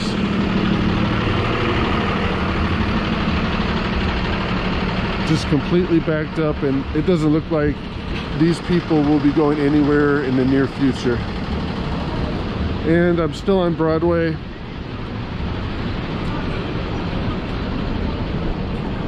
And the business across the street is called Surrant. And at first I thought that was a restaurant, but it's actually showing up as a real estate business. And the restaurant is the business next to it with the yellow canopy. And that is actually a Cipriani's restaurant. And if you've ever watched any of the New York housewife shows, you probably have heard of Cipriani's. It's a high-end restaurant slash social club, and basically a lunch there will probably set you back about $60 a person.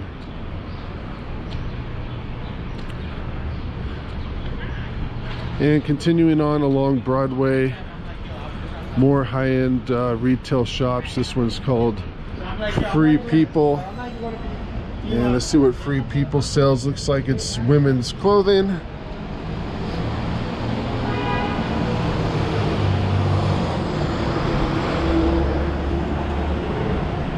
And here's a Reese of London, which also appears to be women's fashion.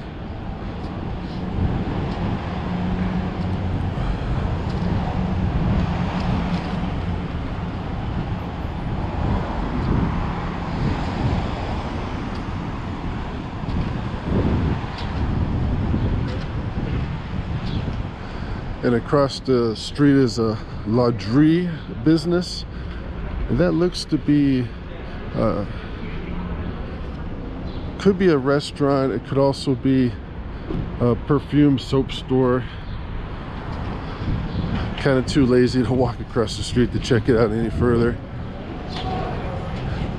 but the business next to it does look closed.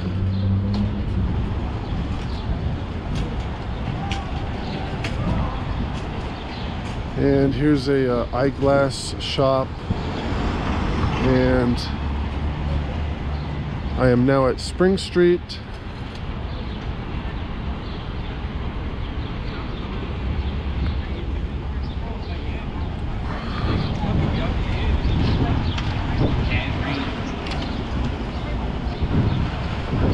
And it looks like they're having problems up here keeping graffiti off of the walls. And another eyeglass store. This is a Sunglass Hut business, and the store next to it is also vacant. Quite a few vacant stores around here. Across the street is another vacant store. So it seems like these high-end stores, they kind of rely quite a bit on tourism, and with the coronavirus, tourism is down well over 50% here in New York, as it is in most other major cities. So a lot of these high-end shops, they just can't support themselves with just people from Manhattan shopping here. And across the street there's a bike rental rack, and you pretty much see these everywhere, and it's a really good idea too. You could rent one of these Citibank bikes for $15 a day. And the headquarters for Citibank is not too far from here. They're located in Tribeca, which is basically just down the street. And one way you can always tell where you are in New York is to look south and see if you can see the World Trade Center, which is that large building right in the center. And we're only about maybe 1.5 miles, 2 miles from the Trade Center.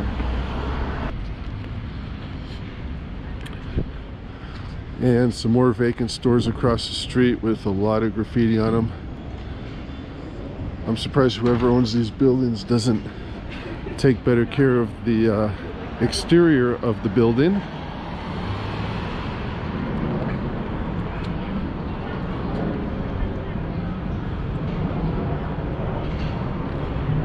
And to the right, the next business is called the French Connection. That does sound rather fancy. Let's see what the French Connection sells.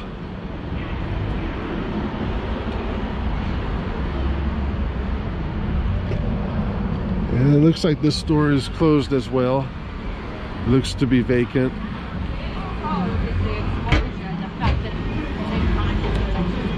And I'm now at Prince Street.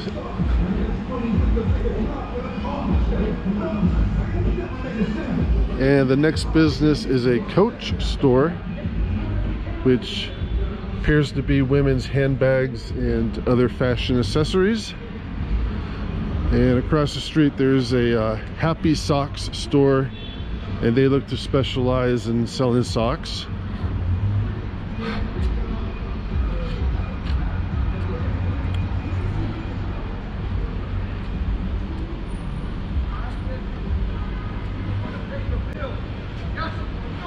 And the upper floors of these businesses, they appear to be residential, most of them.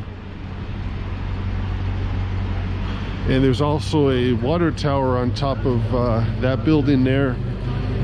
I'm not sure if those are still used. At one time, they installed these water towers basically because they were having problems with low water pressure.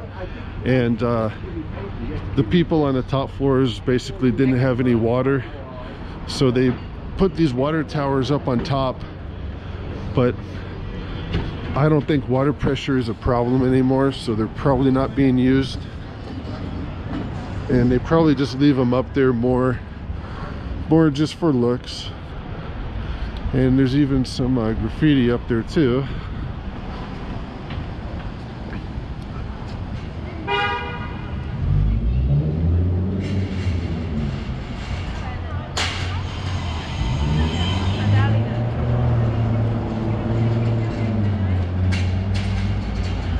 And to the right is more European women's fashion. This is a Anita Dongerie store. Looks to be European. And the next street is Houston Street, which would mark the borderline between Tribeca,